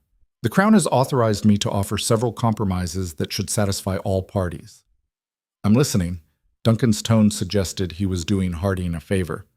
"First, all charges against Mrs. Whitmore will be dropped if she returns to London voluntarily to settle her late husband's estate matters. No prosecution, no legal action, simply administrative closure." "No," Clara said before Duncan could speak. "I don't need to return for that. Any legitimate estate business can be handled through correspondence." Harding's expression flickered. "It's customary." "I don't care about custom." Clara's voice was clear. "I care about freedom. Next offer." Harding exchanged glances with his advisors. "Very well. Alternative proposal. Mrs. Whitmore remains in Scotland but under Crown supervision. A magistrate would be assigned to ensure her stability and to verify she's not under undue influence." "Undue influence." Duncan's laugh was humorless. "You mean you want to station a spy to report on whether she's making decisions you approve of?" "No." "Your Grace, we're trying to find middle ground." "There is no middle ground." Duncan leaned forward.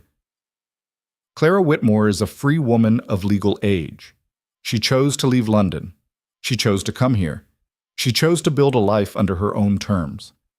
None of that requires your permission, your supervision, or your approval. The law disagrees. One of the legal advisors spoke up. Women of Mrs. Whitmore's station are subject to English law.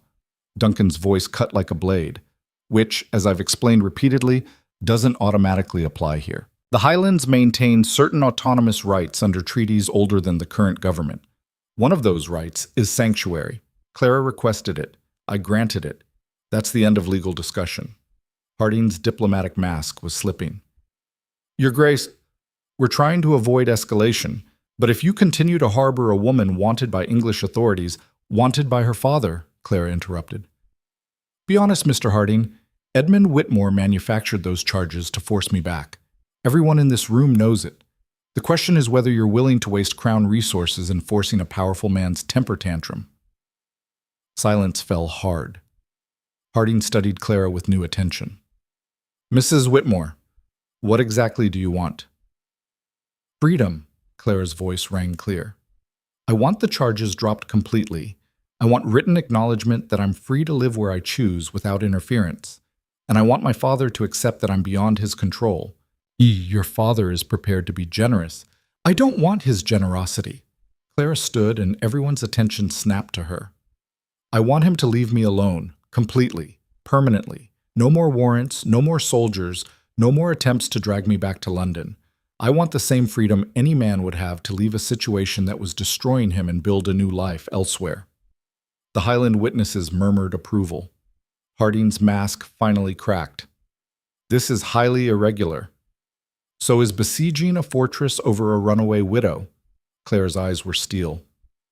Mr. Harding, you came here to negotiate. Fine. Here are my terms. Complete legal release from any obligation to return to England. Written guarantee of no further action regarding Thomas Whitmore's estate. And formal acknowledgement that I'm under Highland protection, which the Crown agrees not to challenge. In exchange for, Harding's voice was tight. Nothing. Clara smiled. I'm not bargaining. I'm stating requirements. You can accept them and end this embarrassing situation, or you can continue besieging the keep while Highland lords ask increasingly pointed questions about English military presence on Scottish land. Harding looked to Duncan. Your Grace, surely you can be reasonable. I am being reasonable. Duncan's voice was cold. I'm allowing you to leave alive with a compromise that saves face. Clara's terms are fair. Accept them or explain to your superiors why you turned a simple extradition into a Highland-wide political incident. The negotiator's jaw worked. I'll need to consult with London. You have 3 days. Duncan stood, ending the meeting with physical dismissal. After that, I assume you're here to start a war and I'll respond accordingly. Harding and his delegation left, their faces tight with barely controlled fury. When the doors closed, the great hall erupted. Highland witnesses crowded around Clara, offering respect and approval. One old clan chief clasped her shoulder. Well done, lass. You've got more steel than half the lords I know. Clara's knees went weak, but she kept her composure until the witnesses finally departed. Then she collapsed into Duncan's arms. That was perfect. Duncan held her tight. You were perfect. They'll agree, won't they? Clara's voice was muffled against his chest. They have to. They will. Duncan's confidence was absolute. Because you just proved something crucial. You're not a victim to be rescued or a problem to be solved. You're a force they have to acknowledge, and that changes everything. Clara pulled back to look at him. What happens now? Now we wait. Duncan's smile was sharp. And we prepare for whatever your father tries next. Because men like Edmund Whitmore don't accept defeat gracefully. No, Clara's voice hardened. They don't. But maybe it's time he learned. She'd spent her whole life being told what she couldn't do, couldn't have, couldn't be. Now, standing in a Highland fortress surrounded by people who'd witnessed her claim her own power, Clara felt something settle deep in her bones. She was done asking permission, from anyone. The 3 days of waiting felt like standing on a knife edge. Clara threw herself into work, helping Malcolm organize winter supplies, training with Duncan's men in defensive formations, even learning basic repairs on equipment. Anything to keep her hands busy and her mind from spiraling into worst-case scenarios.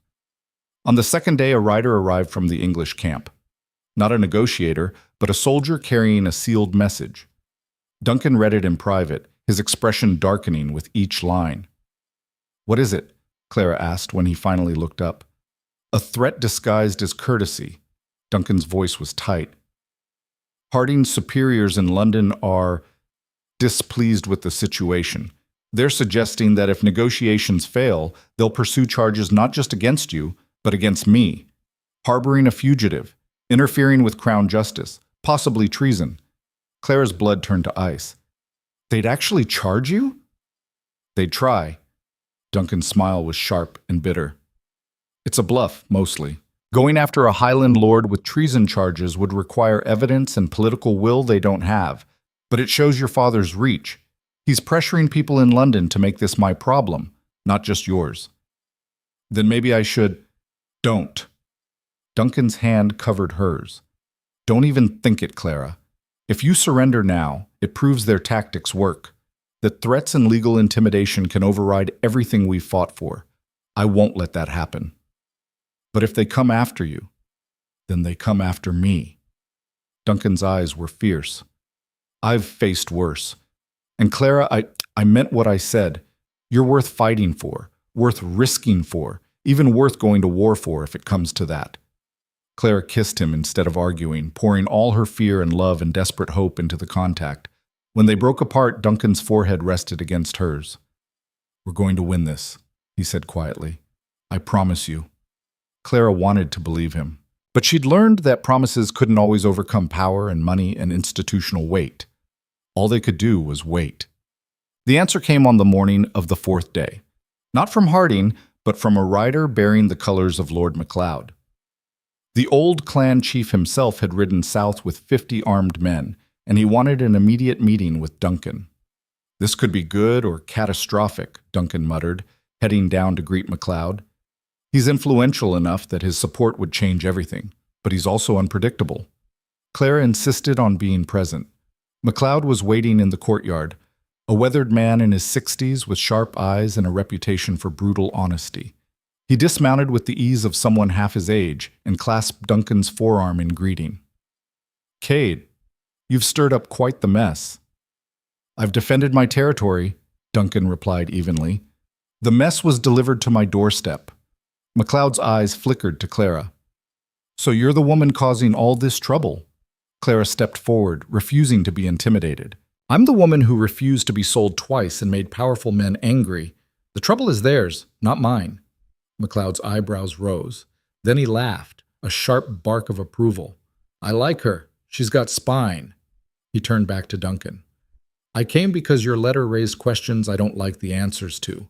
English soldiers occupying Highland territory without consultation, Crown magistrates issuing warrants for Scottish residents. That's overreach, dangerous overreach." "That's what I've been saying," Duncan said dryly. "But it's also personal for you, isn't it?" MacLeod's gaze was shrewd. "This isn't just about principle. You're involved with her." Duncan didn't hesitate. "Yes. And if that disqualifies my arguments in your eyes, so be it. But the principle stands regardless. Today it's Clara. Tomorrow it's someone from your clan. Where does Crown authority end and ours begin?" MacLeod studied them both for a long moment. "The other lords are watching this closely. Some think you're right to resist. Others think you're risking conflict over one woman. But Cade, if you're serious about this fight, you need to understand what you're asking. We stand with you, and this becomes a formal challenge to Crown jurisdiction. That's not a small thing." "I know exactly what I'm asking." Duncan's voice was steel. "And I'm prepared to see it through." "Even if it means war?" "It won't come to that." Clara spoke before Duncan could answer. "Lord MacLeod, may I speak plainly?" The old chief gestured permission. "London doesn't want war with the Highlands. They want compliance. They want to extend their authority quietly, through legal pressure and intimidation." Clara's voice was clear and confident. "My father is betting that Duncan will fold rather than risk real conflict. But if Highland lords stand united and say this far and no further, if you show strength instead of uncertainty, London will back down. Because the cost of enforcement is too high." MacLeod's expression was unreadable. "You sound very certain." "I spent 21 years watching powerful men negotiate and manipulate. I know how they think." Clara met his eyes directly. My father is arrogant and accustomed to winning, but he's not stupid. If he realizes this battle will cost him more than it gains, he'll find a face-saving exit and move on to easier targets. And if you're wrong, then you'll have proof that crown overreach is real and needs to be addressed formally. Clara's voice didn't waver. Either way, the question gets answered. Isn't that worth 50 armed men and a show of unity? MacLeod studied her with new respect. You're wasted as a London widow. You should have been born Highland. I'm choosing to be Highland, Clara replied. That's better. MacLeod's laugh was genuine this time. He turned to Duncan. All right, Cade, I'm in. I'll send word to the other clans. We're standing with you on this. But understand, if this goes sideways, if there's actual violence, we need unified leadership. That means you take point. Everyone follows your strategy. No individual clans breaking ranks. Duncan clasped MacLeod's arm. Agreed. Thank you. Don't thank me yet. MacLeod's smile was sharp. We still have to actually win. By evening, 3 more Highland lords had arrived with armed contingents. The keep was suddenly full of warriors, weapons, and dangerous energy. Clara watched from the walls as the English camp reacted to the new arrivals. Increased patrols, defensive positioning, visible nervousness.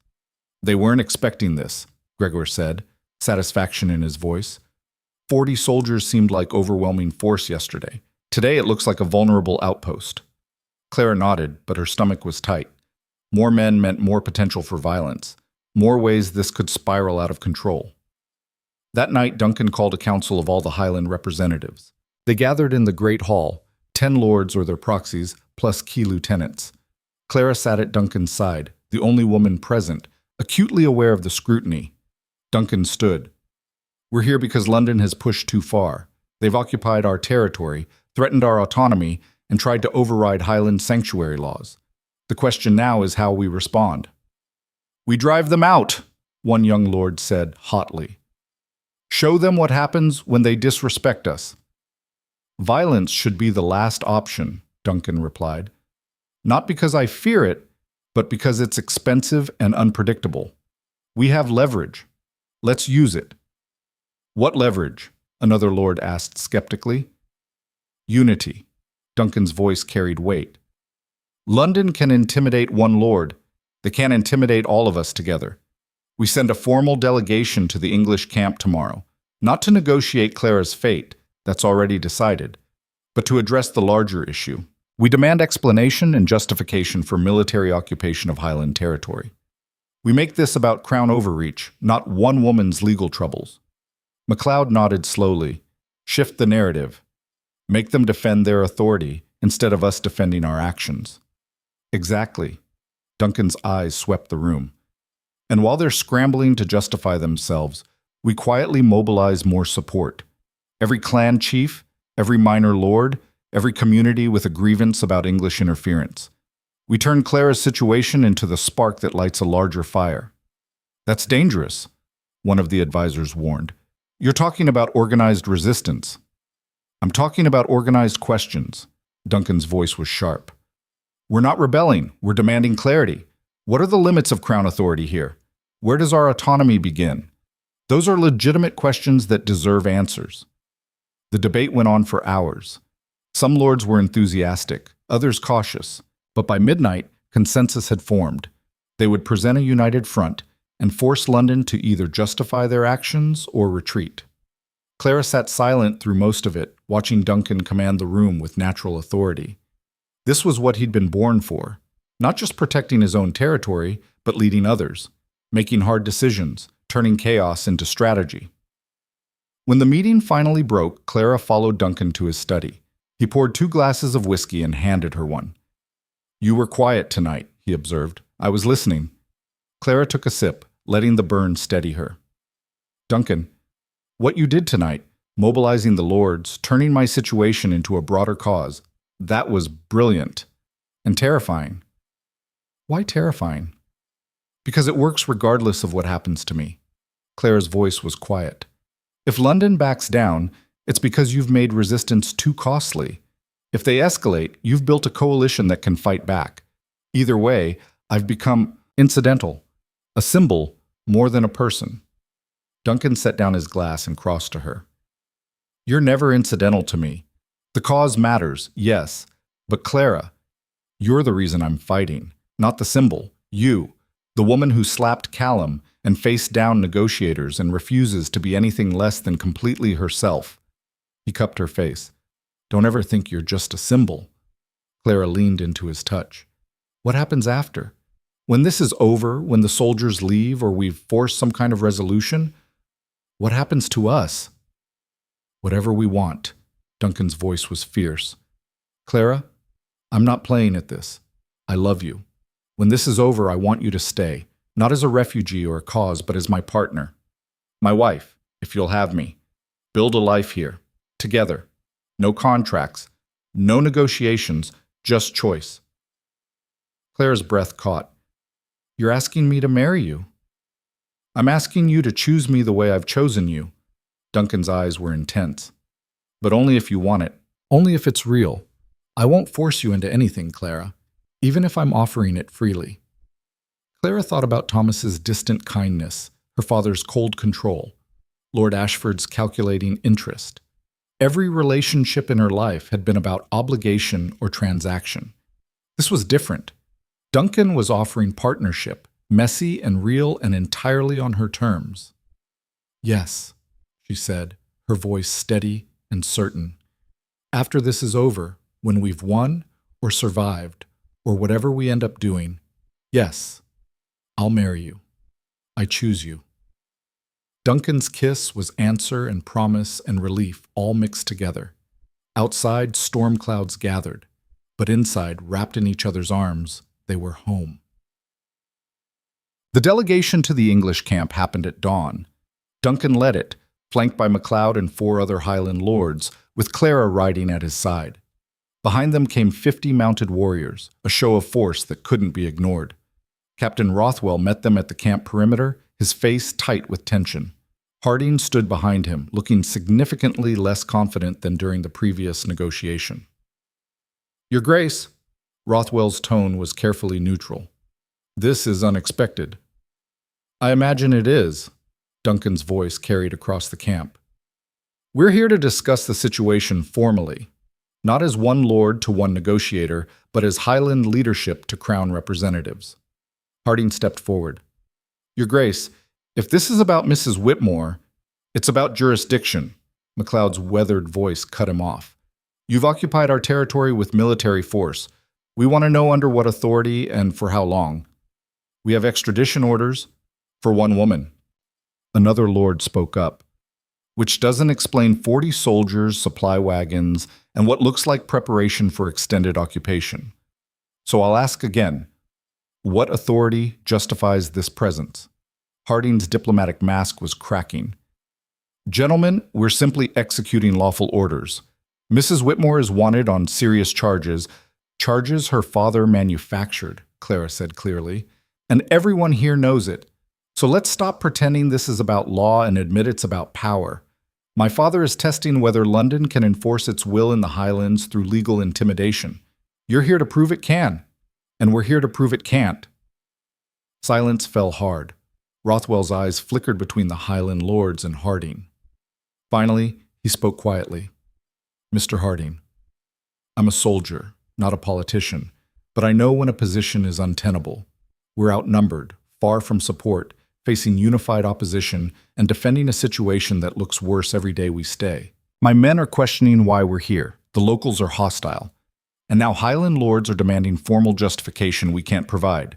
He turned to face Harding directly. Sir, I'm recommending we withdraw and request new orders from London. Harding's face flushed. Captain, you don't have authority. I have authority over my men's safety. Rothwell's voice was iron. And I won't risk them for a situation that's political, not military. These people aren't criminals. They're defending their territory and their autonomy. We're the ones overreaching. The moment stretched impossibly long. Then Harding's shoulders sagged. Very well. His voice was tight. I'll report to London that the situation has evolved beyond our initial parameters and recommend alternative approaches. Alternative approaches meaning? Duncan pressed. Harding met his eyes with barely controlled fury. Meaning we withdraw. Meaning Mrs. Whitmore's charges are reviewed. Meaning this situation is resolved through diplomatic channels rather than military ones. And specifically? Clara's voice was steel. I want specifics, Mr. Harding. What happens to the warrant, to the charges, to any future attempts by my father to force my return? Harding's jaw clenched. The warrant will be withdrawn. The charges will be dropped, citing insufficient evidence. And Edmund Whitmore will be encouraged to cease further action regarding your whereabouts or status. Encouraged isn't good enough, Clara said. I want written documentation, formal acknowledgement that I'm free to live where I choose without legal persecution. And I want it delivered here, witnessed by Highland lords before your soldiers leave. That will take time. You have 3 days. Duncan's voice was final. Your men can remain in camp until then, under observation. On day 4, if documentation hasn't arrived, we'll assume you're stalling and respond accordingly. Rothwell nodded once. Fair enough. 3 days. You'll have your documentation. The Highland delegation rode back to the keep in tense silence. Only when they were behind walls did anyone speak. Do you think they'll actually deliver? MacLeod asked. Yes. Duncan's voice was confident. Because Rothwell's smart enough to know when he's beaten, and Harding's terrified of this becoming a formal diplomatic incident, London will cut their losses. And if they don't, another lord pressed, then we make good on implied threats. Duncan's smile was sharp. But they will. Clara's right. Her father's arrogant, but he's not stupid. He knows when to retreat. Clara wanted to believe it, but 3 days felt like an eternity. The documentation arrived on the afternoon of the second day. A rider came under white flag, carrying sealed packets. Duncan received them in the great hall with Highland witnesses present. He broke the seals and read aloud. Official withdrawal of all charges against Clara Whitmore. Acknowledgement that extradition attempts were based on insufficient evidence. Formal notice that no further legal action would be pursued. And most importantly, a letter from a senior magistrate stating that Clara Whitmore's choice of residence was her own affair and beyond the jurisdiction of English courts to challenge. It was everything Clara had demanded. Duncan looked up from the documents. It's legitimate, properly sealed, correctly witnessed, legally binding. Clara's knees went weak. It was real. It was over. She was free. MacLeod clasped her shoulder. Congratulations, lass. You won. We won, Clara corrected, looking around at the Highland lords who'd risked so much. All of us. Thank you. The celebration that night was raucous. The keep filled with laughter and music, and the chaotic energy of tension finally released. Highland warriors drank with Duncan's men. Lords who'd been strangers 3 days ago told stories and made alliances. And Clara stood in the middle of it all, feeling lighter than she'd felt in years. Duncan found her on the walls as the party raged below. The English camp was already breaking down, tents coming down, wagons being loaded. By morning, they'd be gone. How does it feel? Duncan asked, handing her a cup of wine. Unreal. Clara's voice was soft. 3 months ago, I was trapped in London with no options. Now I'm standing in a Highland fortress watching soldiers retreat because I refuse to accept their authority. It's surreal. It's victory. Duncan's arm came around her shoulders. You did this, Clara. Not just survived, but actually won. Changed the situation through sheer stubborn courage. I had help. Clara leaned into him. I couldn't have done any of this without you. We helped each other. Duncan kissed her temple. That's what partnerships are. Clara watched the English camp disappear into twilight. Somewhere far south, her father was receiving news of his failure. She wondered what he felt. Rage, probably. Humiliation. Maybe even grudging respect that she'd actually pulled this off. She hoped it stung. What now? She asked Duncan. The soldiers are leaving. The crisis is over. What do we do with normal life? Duncan's laugh was warm. We figure it out. Together. Build something that lasts. Probably argue about stupid things. Definitely survive brutal winters and difficult neighbors. Maybe raise children who are as stubborn as you and as tactical as me. Clara turned in his arms. That sounds perfect. It sounds messy and complicated and nothing like the safe life you could have had. Safe life? Clara's smile was fierce. Duncan, I was dying in that safe life. This, mountains and storms and fighting for every inch of freedom, this is actually living. And I wouldn't trade it for anything. Duncan kissed her with the intensity of someone who'd almost lost something precious and was never letting go. Below them, the keep celebrated. Above them, stars emerged as clouds parted. And between them, something solid and real and entirely theirs took shape. Freedom, choice, love forged in fire and proved through conflict. It was everything Clara had run toward when she jumped from that carriage. And it was just the beginning. The English soldiers departed at dawn. Clara and Duncan watched from the walls as the column moved south, smaller now, defeated not through violence but through sheer determination. Captain Rothwell stopped at the gate before leaving. He looked up at Duncan with something like respect. Your Grace, for what it's worth, you were right. This was overreach. I'll make sure my report reflects that. Duncan nodded once. Safe travels, Captain. Rothwell's eyes flickered to Clara. Mrs. Whitmore, I hope you find what you're looking for here. I already have, Clara replied. But thank you. The captain rode away, and with him went the last physical reminder of London's authority. By noon, the Highland lords were also preparing to leave. MacLeod was last to depart. He clasped Duncan's forearm in farewell, then turned to Clara. You'll do well here, lass. You've got the spine for it. Thank you for standing with us, Clara said sincerely. We stood for ourselves, MacLeod corrected, but you gave us a reason to unite. Don't waste it. His eyes shifted to Duncan. Marry her properly, Cade, with witnesses and ceremony. Make it official. I intend to. Duncan's arm came around Clara's waist. Soon as she's ready. MacLeod rode away with his men, leaving the keep suddenly quiet after days of chaos. Clara and Duncan stood in the courtyard alone for the first time in what felt like forever. So, Duncan said, what does the woman who fought off London want to do with her first day of actual peace?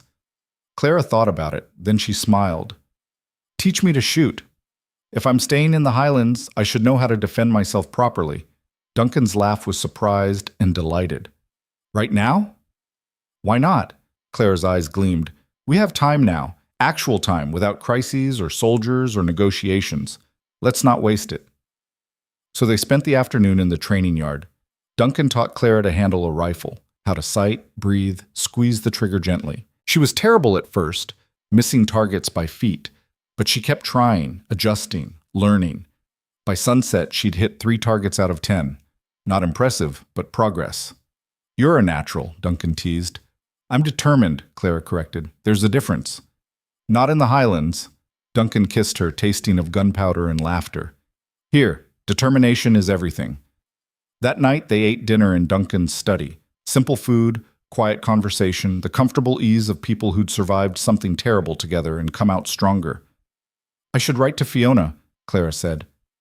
And the village. Let them know it's over. Tomorrow. Duncan's hand found hers across the table. Tonight, just be here. With me. No obligations, no planning, just this. Clara squeezed his fingers. Just this sounds perfect. They made love that night with the slow intensity of people who finally had time. No urgency, no desperation, just deep connection and whispered promises. Afterward, Clara lay in Duncan's arms, listening to his heartbeat steady and strong beneath her ear. I love you, she said into the darkness. I love you too. Duncan's voice was sleep-rough and content. And tomorrow, we start planning our actual future.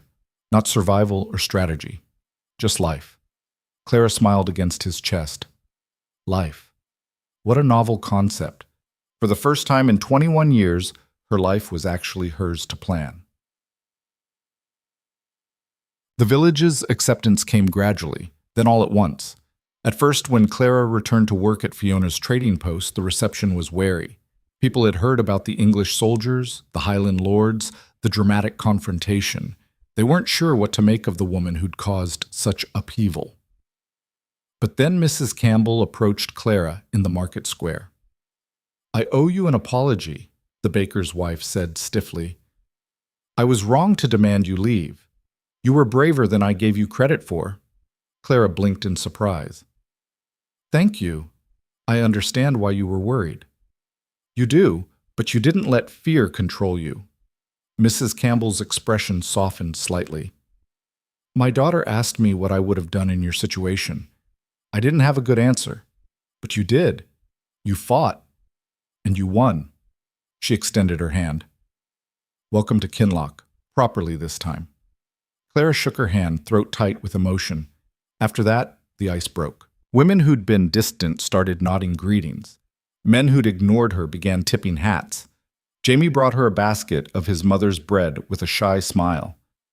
Everyone's talking about you, he said, about how you faced down soldiers and lawyers and made them back down. It's inspiring.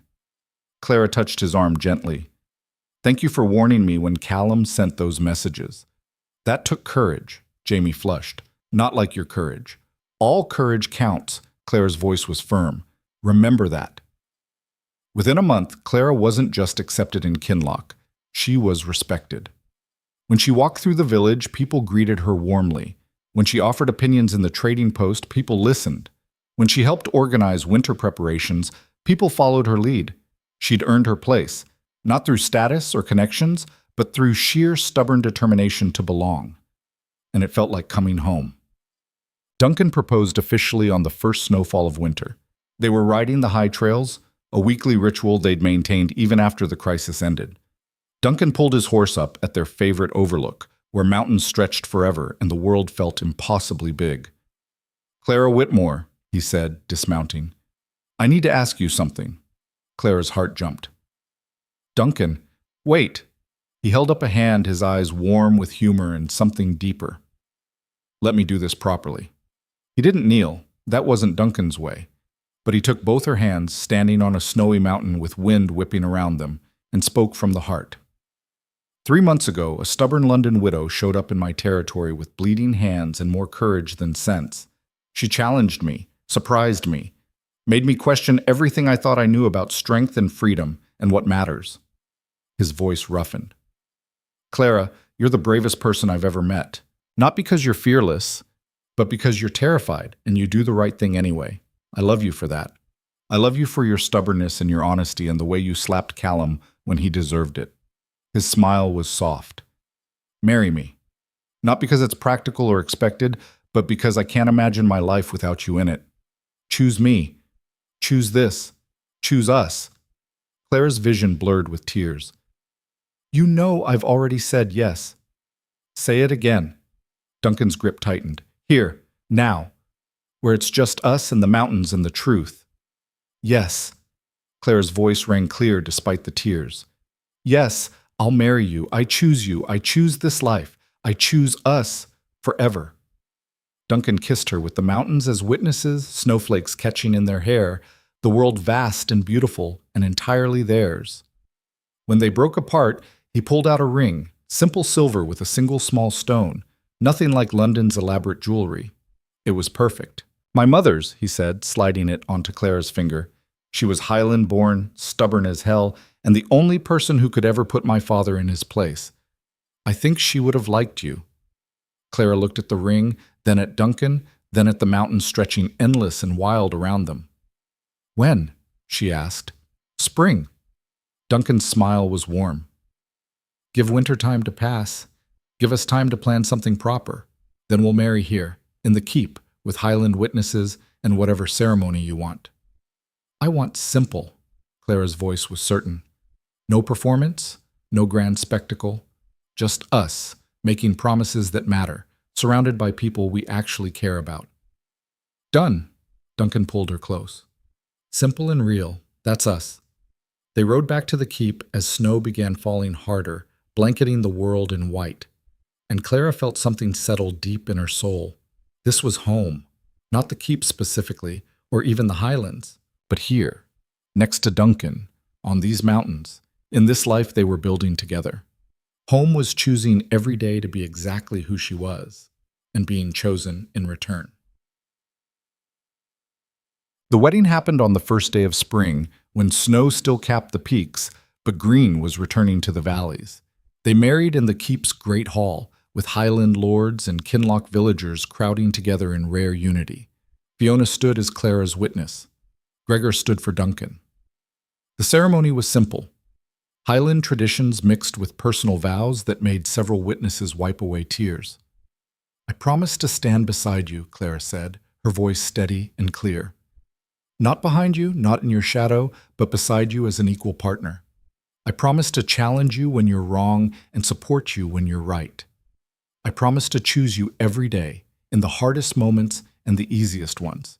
And I promise to never stop fighting for the freedom we've built together." Duncan's vows were equally raw. "I promise to protect you without controlling you, to love you without owning you, to build a life with you where choice matters more than obligation and honesty matters more than peace. I promise to stand with you against whatever comes, storms or sieges, or simply the hard work of living. And I promise that you'll never again be property or decoration or anything less than exactly who you are." When they kissed, the hall erupted in cheers. The celebration lasted until dawn. Music and dancing and the chaotic joy of people who'd fought for something and won. Clara danced with Duncan, with Fiona, with Highland lords and village farmers. Her feet hurt and her face ached from smiling, and she'd never been happier. As the party finally wound down, Duncan swept her into his arms and carried her upstairs to their chambers, now officially theirs, not his. Clara laughed, giddy with exhaustion and joy. "We did it," she said as he set her down. "We actually did it." "Did you doubt?" Duncan's eyes were warm. "Yes." Clara's honesty was absolute.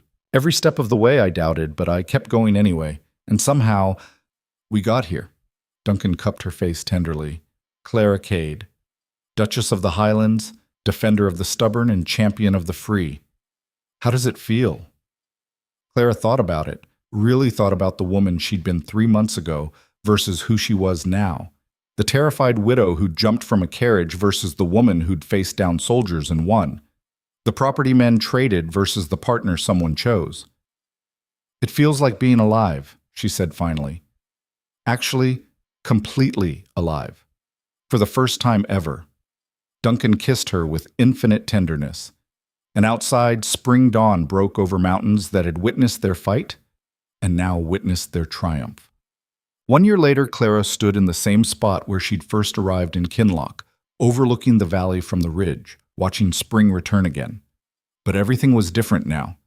The cottage she'd first lived in housed a young couple newly arrived from the lowlands, seeking the same fresh start Clara had found.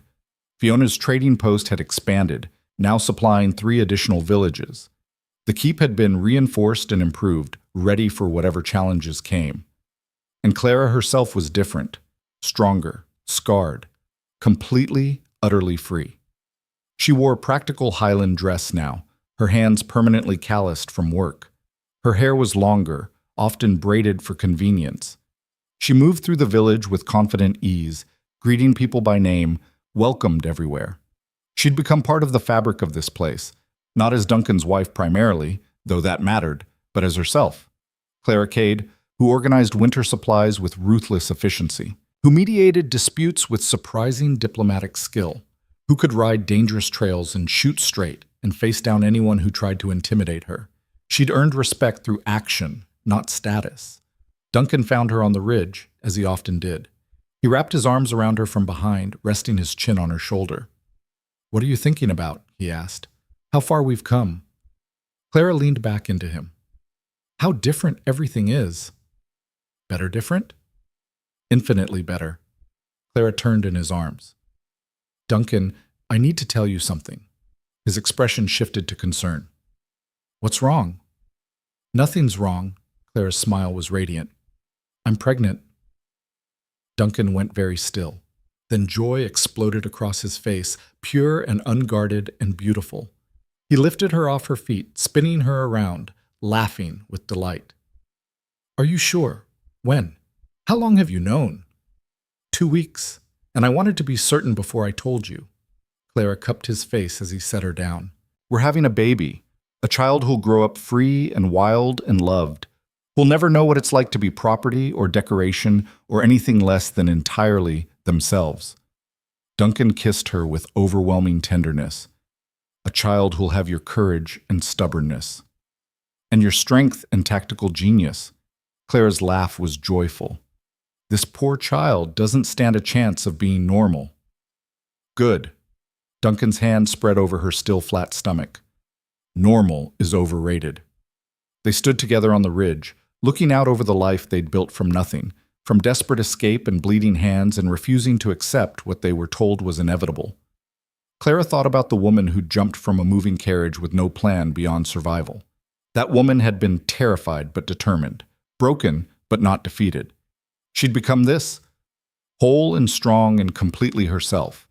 A woman who'd chosen freedom over safety, struggle over submission, love over obligation, and she'd won. Not because the path was easy, not because she was special or lucky or blessed, but because she'd refused to give up, refused to be less than what she was, refused to let fear or tradition or powerful men dictate her worth. She'd claimed her own life, built her own future, written her own story, and now, standing in the mountains with the man she'd chosen and the child they'd made together, Clara Cade understood something fundamental. Freedom wasn't given.